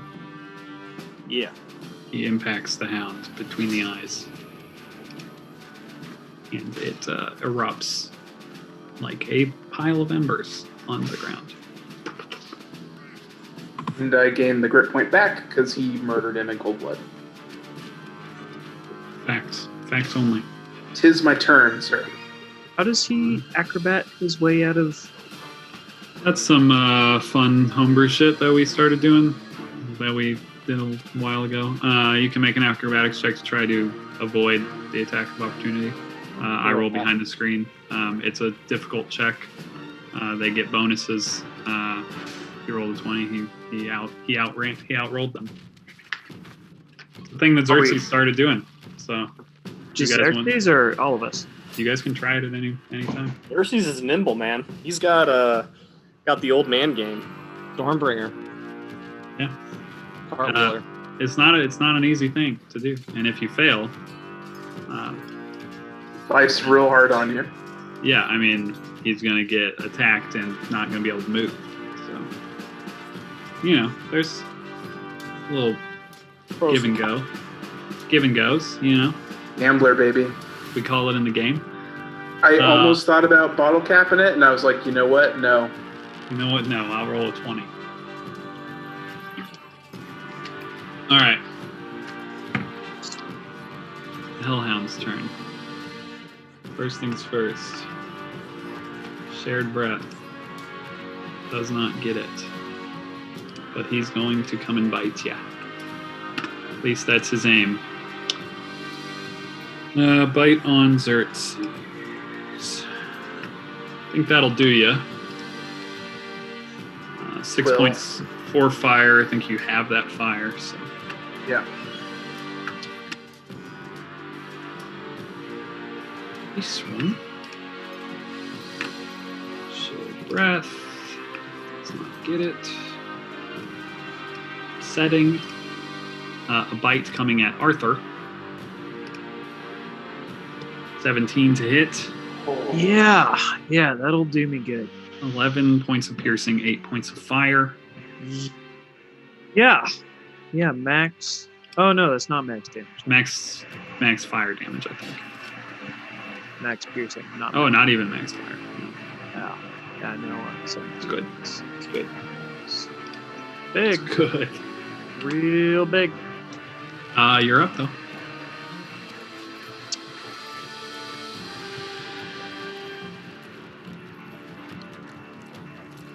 Cool.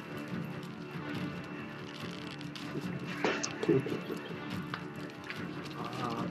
will shoot the one that just torched the crew.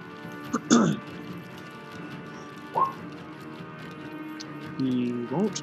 He won't. He will shoot at. Shoot the one who is it. Bottle caps +5. Do I have to call it beforehand? Mm-hmm. Okay, then he yeah. Do the bottom cap. Yes, sir. And he will entirely be of no use this round. Lovely. They're due. Oof. Oof.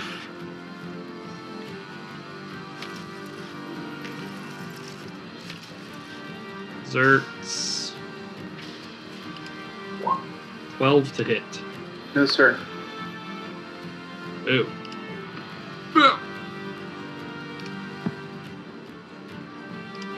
Hurt boy.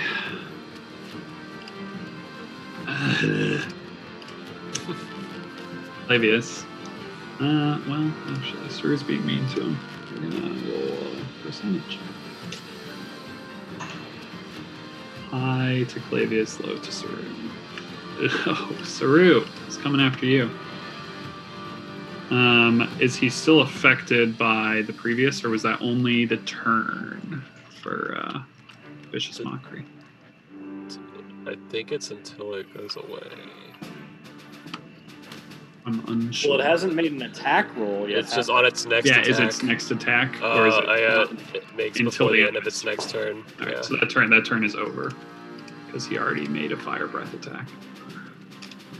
And then you told the dead, so. Bring it, doggo. It's a regular. 23 to hit. Yeah. 5 points piercing, 6 points of fire. As he clamps down on your kneecap. Clavius. Alright, let me try to avenge my friend Saru. Need this here. Damage, though. He is flanked. Oh my gosh. Clavius might be shaken for how much damage he took. He might be shaken a little bit. Oh, vulnerable. His underbelly is exposed. That's all I can do. Underbelly is Literally all I can do. I mean, the double tens is just like full 80. Isabel.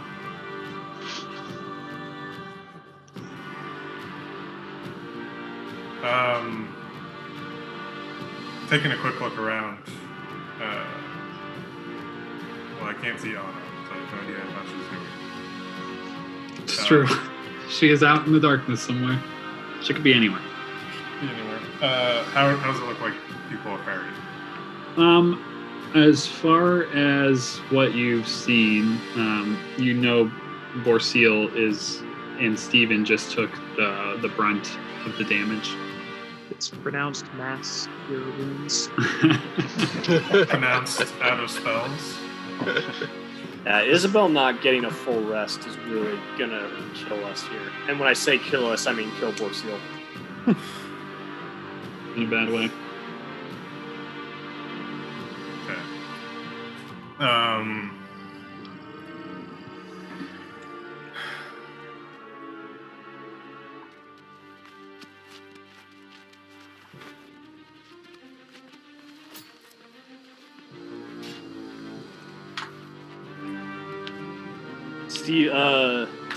Steven will shout at Anna. If you could save Borseal, if you can, the rest of us will be fine.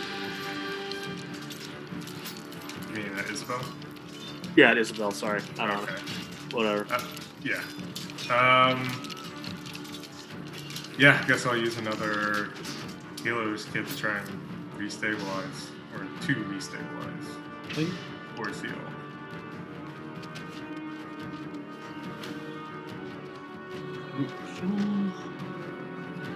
So just puts him back at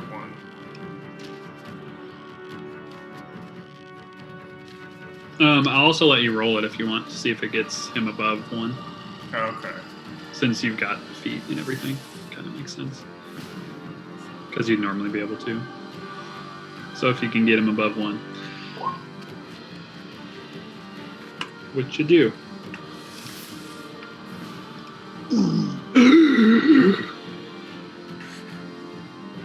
Is the fire out? And he's patting himself. Stay down. I'm gonna cover him in a blanket. No, they're super flammable. Don't do that. Precedent has. It's gotta burn through the blanket before it gets to him, at least. And remember, blankets have been nerfed. Yeah, Maybe they they've got been nerfed. Maybe they've been nerfed too far. Maybe they're completely fire retardant at this I point. read the patch notes, guys. Yeah, someone's been digging into the freaking CSS. All right, Isabel, anything else? All right, Steven. All right. Steven seeing this wolf just obliterate him. Yeah, and that other one loves lightning, so it seems. Yeah, he's gonna turn and he's pissed, and so he's gonna fire.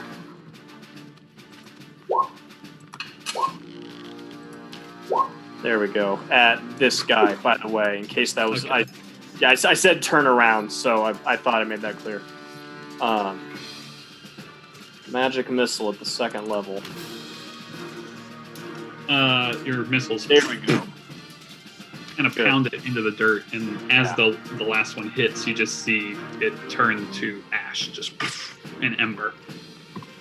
All right, and so I lose concentration because I had to drop the witch bolt, but that guy's dead. Lovely. And that's my turn. All right, Saru. I'm stabbing the one that's biting my kneecap in the face. You do have advantage. You are flanking.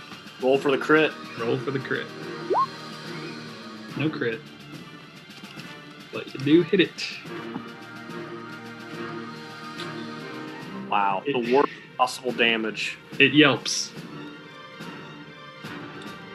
And then growls. Anything else you'd like to do? I don't think so. Anna. Anna's gonna keep her roaming and seeing that Xerxes is surrounded. She's gonna take a shot at Xerxes' southernmost elf. Oh, you cut out there. A shot at Xerxes? Okay, sounds good. That sounds really good. What a heel turn by Anna. He's so pissed he didn't turn in.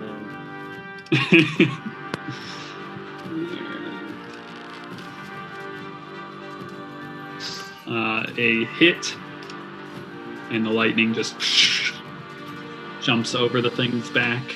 It does not seem happy as it is now bloodied. And until I get attack 2, that is her turn. Beautiful. That one is dead. That one is also dead. Xerxes. So he's got one of these things just clamped onto his arm. So he's going to attempt to aim, and just place his gun just right up against it. Love it. Like kind of in its chest area, but he's kind of flailing because it's on his non-shooting hand.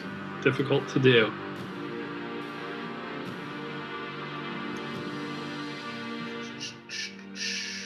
Oh, I should probably clarify. This is the one that bit me. Wait, On the okay. left. Perfect.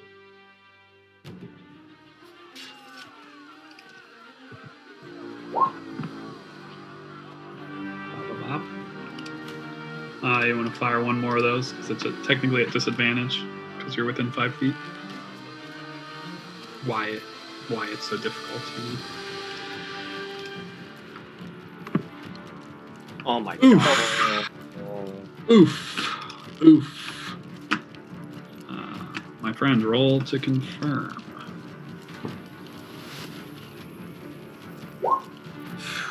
Does not confirm.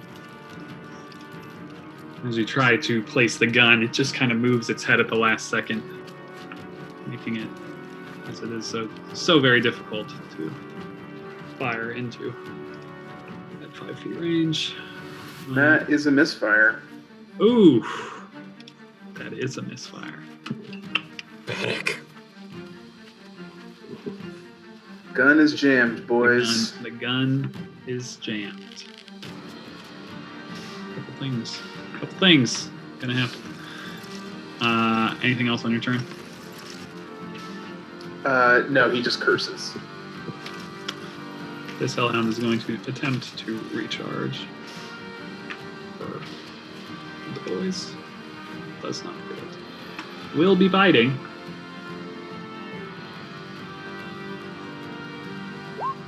$11 to hit.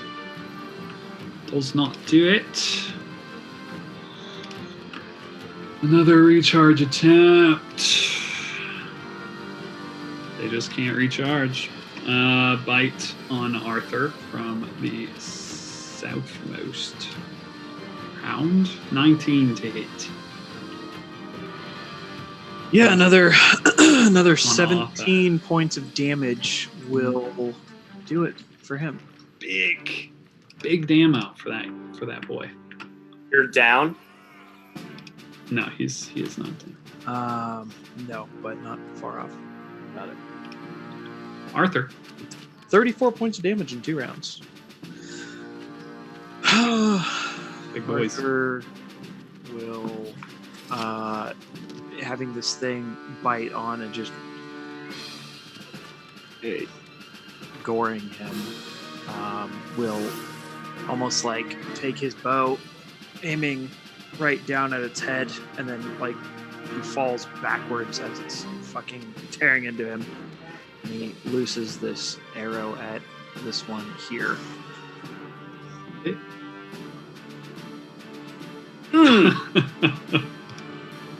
Critical threat, critical. Does not confirm. Does not confirm. But 13 points of damage is enough to take the fucker out. Butte. Staying right where you are, I presume. Yeah, he's almost dead. I got a lot of movement left. Let's see if we can get it back. Still can't find the recharge. Another bite against Xerxes. Hey, Michael, real quick. I'm sorry. Nick was shooting at this guy? Mm-hmm. Oh, cool. Yes, he was. My bad. Should have been paying better attention. Alright, the bite against Xerxes. 18 to hit. That'll do it. 11 points piercing, half fire, so 1 point fire.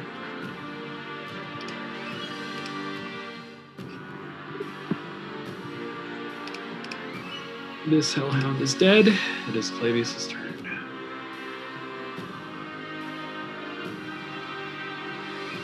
The hellhound next to you just turned to ash and ember. We're already on to the next one. 20 does hit.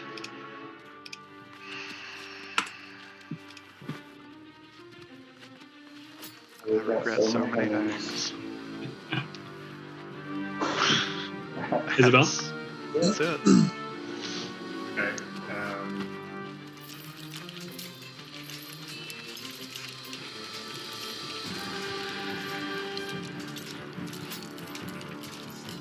Do I have to make a check to gauge how people are doing?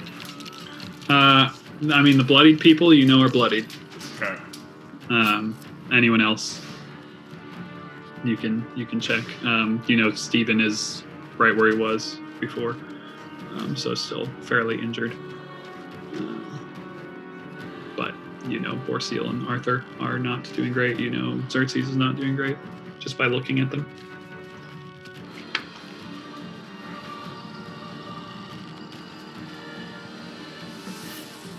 All right. So I'm gonna. Isabel holds up her holy symbol and it shines bright, and lights beam out from it at Xerxes and Arthur, giving them each 10 hit points, up to half your life total.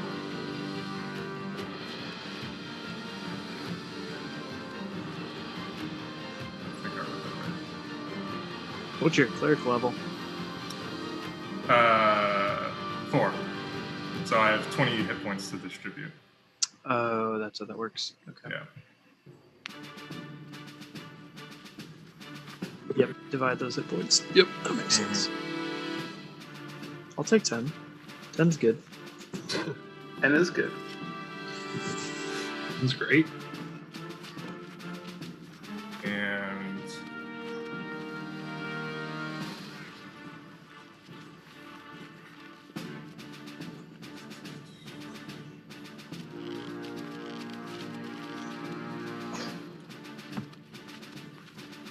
you're gonna sprint over here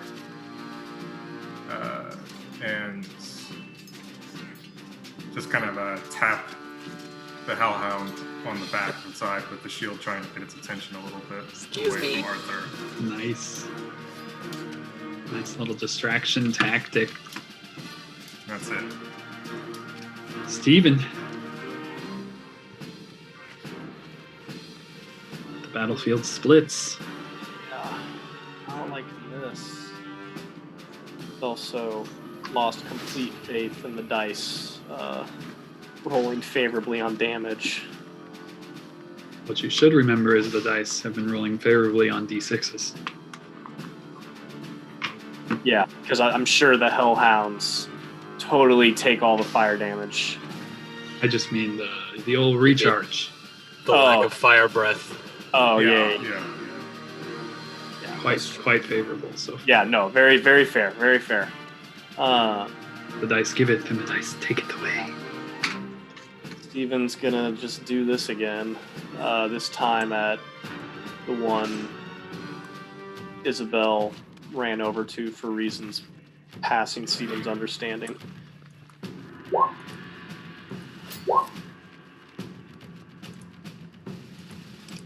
Only at the first level, so that is. It appears bloodied.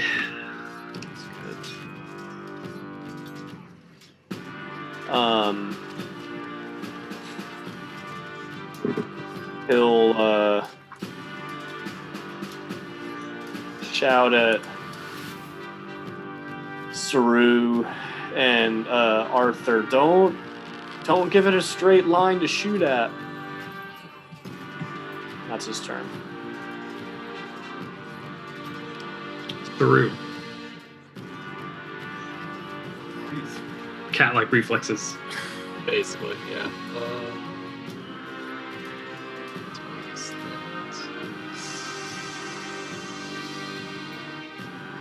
So I'm gonna use that. Which boy? The one in between me and Texas. Wow. Okay. So wise. Cool. Right. Quite wise. Anything else?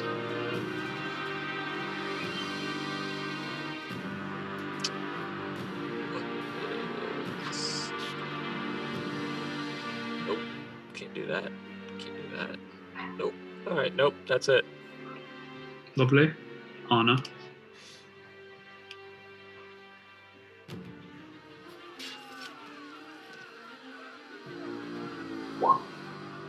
There we go.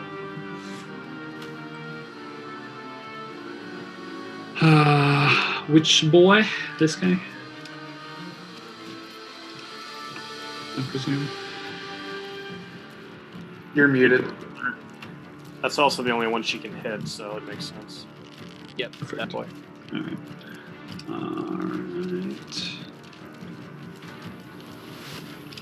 As the lightning just pulses over it, you see it just turn to the embers and fall to the ground. She'll more central position in the battlefield. And end your turn. X Factor. Seeing that his gun is jammed, he flips it in his hand to grasp the barrel. Yes. And he's going to try and bring it down on the head of the hound in front of him. I don't know what that means or how that works. I love it. How much damage? I mean, I know it's like an unarmed strike, like a punch. But Yeah, roll. You've got a dagger on your sheet, right? I do. Roll the dagger. Oof. Does not hit with the dagger. And by dagger, I mean the butt of your gun.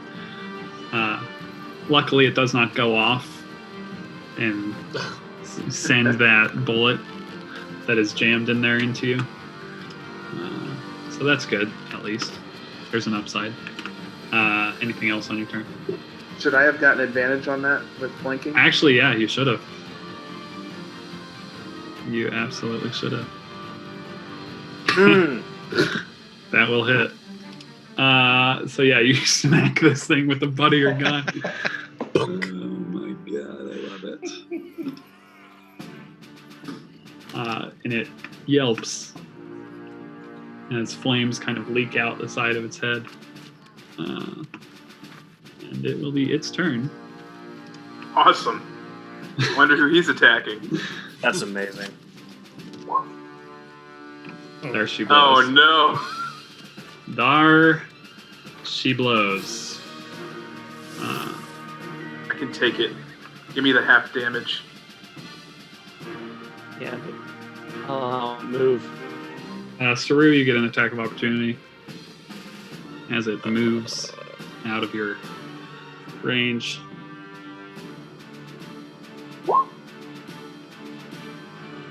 Nope. Does not hit. And the dexterity saving throws from Clavius, you're used to this, and Xerxes. Not going to do it. Yes. As the fire breath.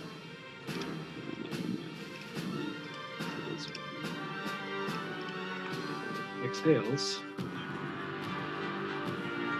See how these d6s are doing. 20 points of damage. Xerxes, you take half. Because it is, in fact, fire damage. So just those 10 channel divinity points. Exactly. No big deal. No big deal. Right, Clavius? No big deal. Yeah.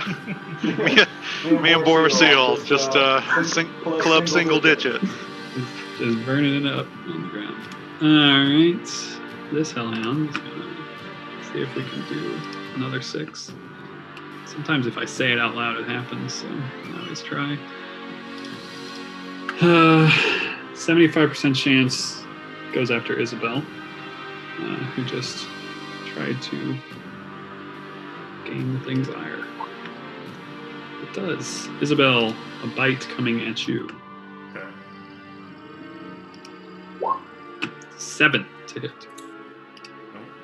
Does not get past the shield. Arthur. Arthur will cry out, Blue-eyed Nobas! And step this way. Lovely. Drawing the ire of the beast. Tries to bite. That's not great. That's not Critical. great. Hit. Can you do the can? Arthur uses bonus action before that 2-second wind? Or Technically, no. how are you going to rule that? The dice have already been rolled. That's cool. Arthur is in death and dying. Arthur, as you back up, oh boy, let me read a thing. Yeah. That's fine.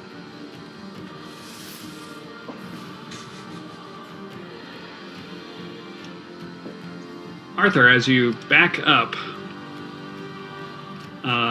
you feel this thing crunch into you. And then there's this strange, almost as if there's 2 of them. The second one does a 14 hit. Yeah, sure does. Then yes, the second one also crunches into you. Arthur. For 2 failed saves, or No, it does not. There were some things happening that you are unaware of. Okay. Arthur, I don't know what health you were at beforehand. Did it bring you just below? Yeah. So the first brought me below, so I'm at 0, right? Yeah, I mean, where did it bring you below? I don't know what you were at. If you just subtract it. I was at 15 before, so That's what, 13 and 11, so... -8. Beautiful. Then you are at 0, dead and dying. Yeah. Wait, which one is he counting? Is it the first one or the second one's damage? It should be the second so one's the first damage. one's damage. I mean, it can be actually either of their damage. 13, 4, that'd be whichever one negative is- 9, which it's is whichever is to lower. 0. Yeah, so either way, you're at 0. Dead and dying, currently. Yep. Do I have... Am I... Do I get the 5 foot, or am I here? You're there. Technically. All right, and when we come back around, we'll see rolling. Clavius, it is your go. I stand on Arthur's body. You technically cannot occupy the same space, and he is, technically still alive. It would be, difficult terrain, but if you want to occupy it to hit and then move out of it, that could be fine. Definitely don't want to do that. Alright. Yeah, you technically cannot occupy the same space. And he is technically still alive.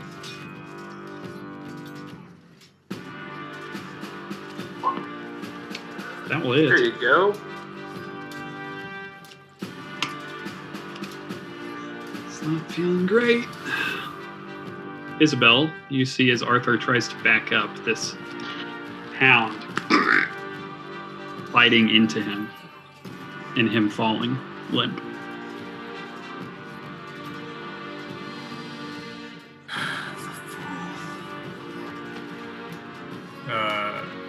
Isabel will keep her shield raised, maneuvering around it, and tries as best she can to interpose the shield between herself and the hellhound while she's trying to hover over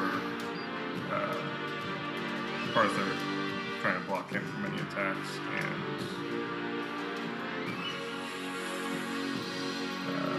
you can just use this for you. Beautiful. And it's going to Hero's Kit it.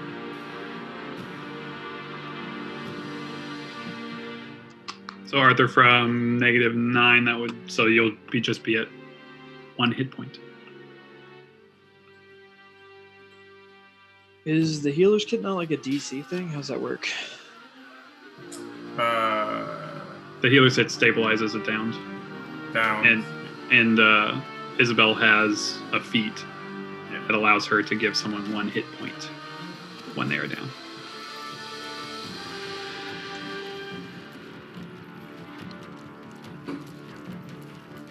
And that's my turn.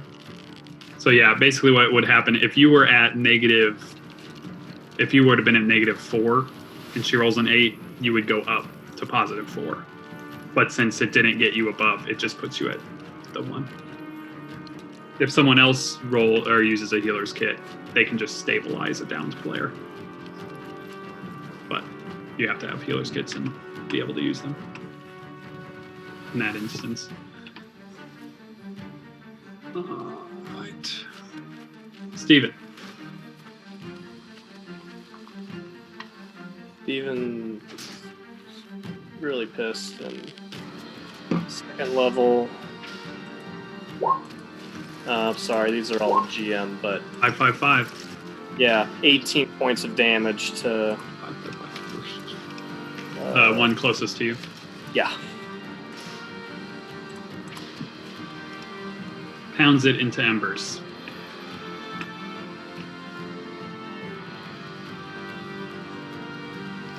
That's all I got. Beautiful. Saru. Can you finish the job? It's a good start. Saru. How do you want to do this? Just multiple stabs to the base of the deck. back of the head. As your rapier enters the neck and you pull out to flick it back, stabbing again. As you pull it out, it just, and you see it just shift to those embers and fall to the earth before you. And the final hellhound has been disposed of.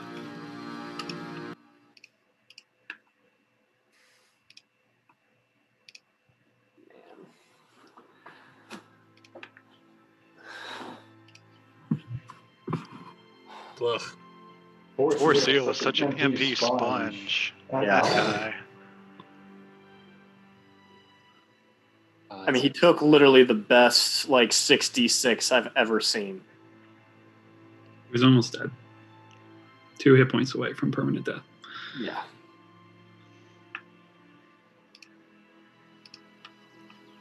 That could have been, so much worse and also so much better at the same time. A lot of things happened just now. Yeah. It is early morning. Very early.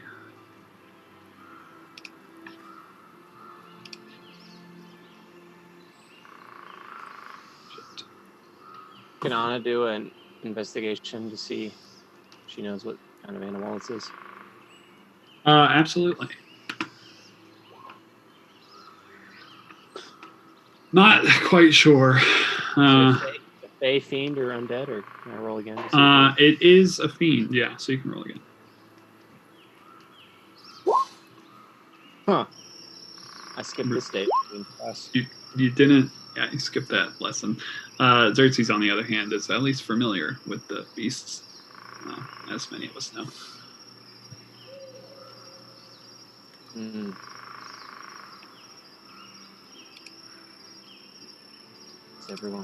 Did everybody make it out all right? That would look bad.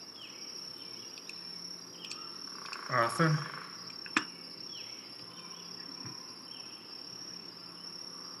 Currently lying on his back. I don't know that Arthur has much ability to speak. He's almost dead. He's Yeah, you just came back from the brink. He's alive. You were unconscious. He's not good.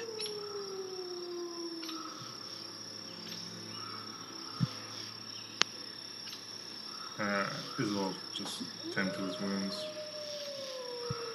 as much as she can.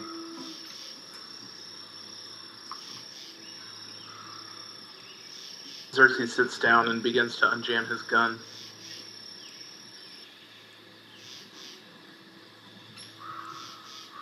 Do I need to roll for that?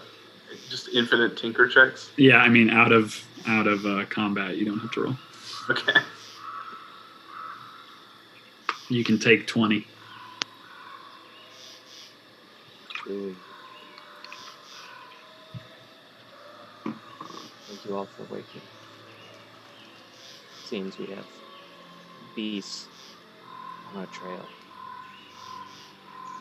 Or maybe just a stroke of bad luck. That was close. So we all need to get more rest.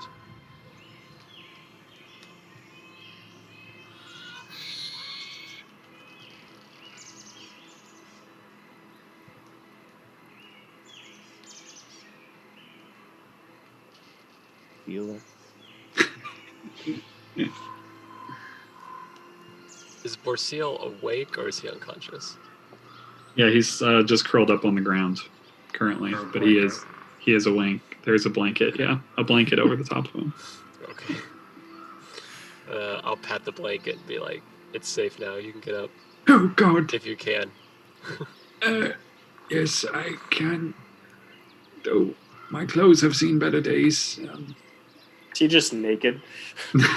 Not necessarily, but he's burned. His beard is quite singed.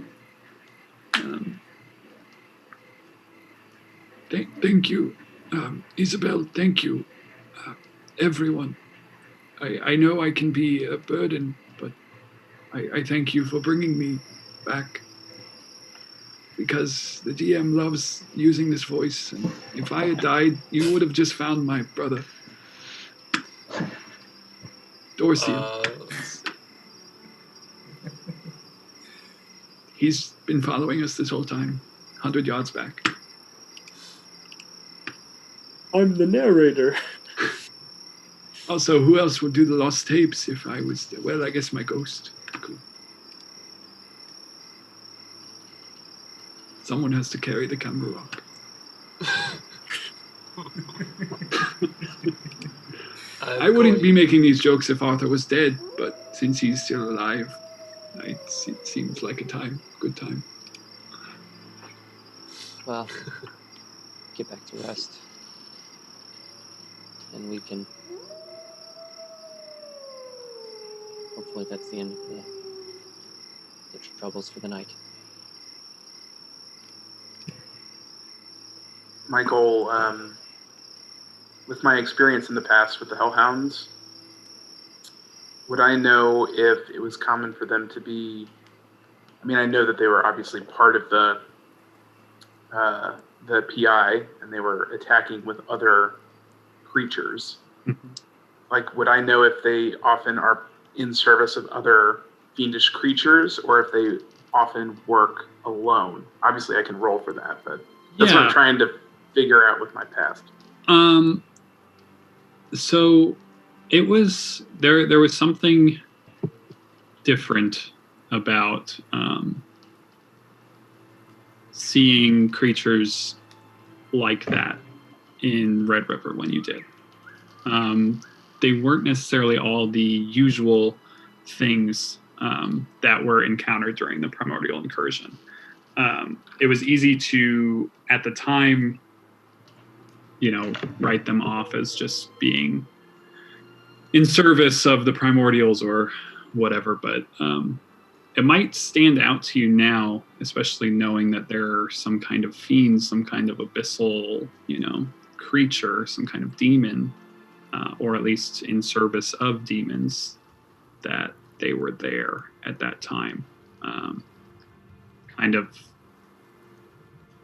a strange thing. And yeah, you would think likely that they would be in service of something, not just acting on their own. Cool. So I guess in response to Anna, Xerxes would say, I know that we're all a bit bruised from the fight, and we certainly need to rest up some more. But these hellhounds, they could be in service of some greater evil that's hunting us. We need to continue to move away from this place and try and find whatever safety that we can, or at least a more defensible position than the middle of a field before we let our guard down.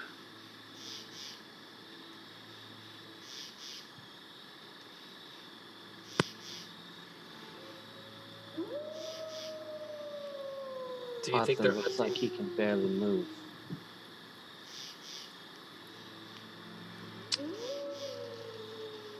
Plus the elf we saved. I think we may need to just be on guard. We defeated them already. More going to come in the next few hours. It seems unlikely. You're an expert of the hellhounds. You fought them before. I'm not an expert of the hellhounds, Xerxes. Just... is Arthur still just laying on the ground? Yeah. No, he's not going to be able to move on his own. She'll just sort of gesture over to him. Are you going to carry him? If I have to, I'd much rather get to a more defensible position than all of us be slowly picked off. Are you going to lead We us maybe forward? go... Sorry, go ahead. No, Stephen can butt in. should we maybe go search for one before we start just traipsing around without aimlessly? If, perhaps this is the best position that we can reach, but, I think you're right, Xerxes. If there's a better place closer, maybe only a few of us should go looking for it. That way the weak ones don't go out needlessly.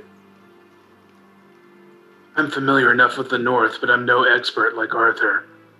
Is anyone else familiar with the territory that we're in?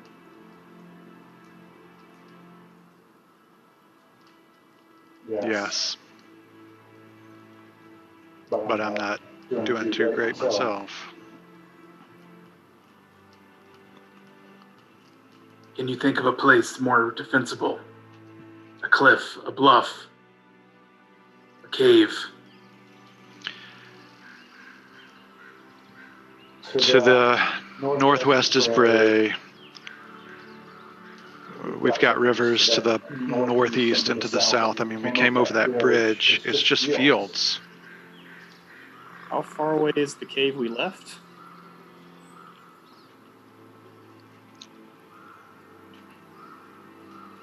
Cave full Approximately hour. The cave full of demons where these beasts could have come from just as well as anywhere else. For the record, that was a meta question. Oh, okay. So About an hour.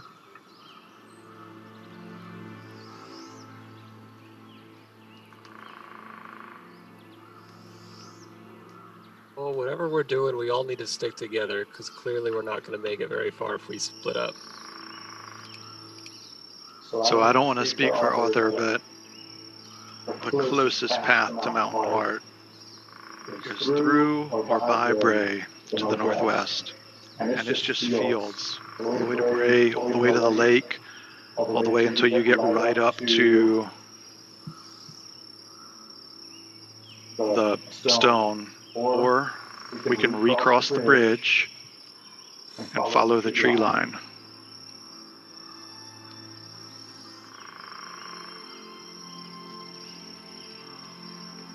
I think we are no likely to be in a more safe position without our best scout fumbling in the dark.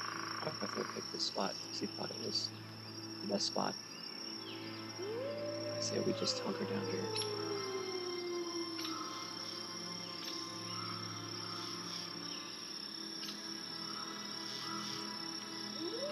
I think it's utter foolishness to sit in a field and await hounds to just bite at us again. But I understand. You all best be on your best guard, though. And Xerxes is going to walk away.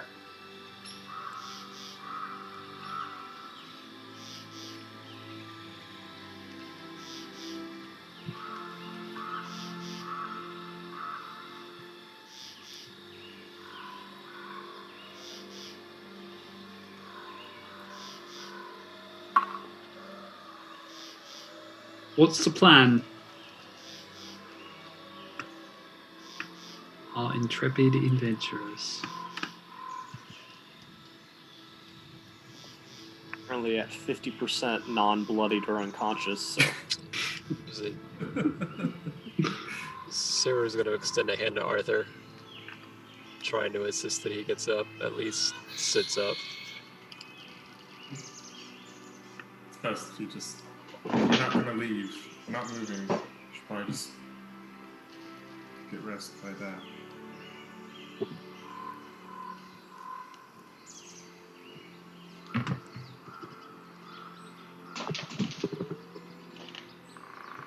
Well, there, won't they? If you've ever seen somebody in the ICU, that would be it.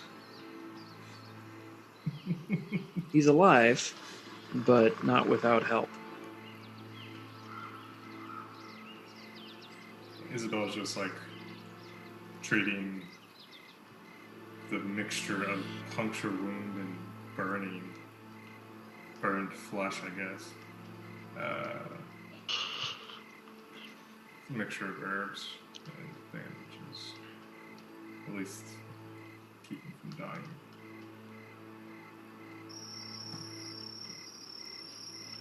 All right. The gang gonna stay here for the night? Is that the I plan? mean, we're gonna try, but I assume we'll find out next time. All right. All right. Unless you want to give us the quick answer. I think everyone would love to know if we can get 4 hours of sleep here or whatever it's gonna be. As you all bed down for a second time this night, in the early morning hours of the forest, the scene will fade, and we'll find out where we are next time.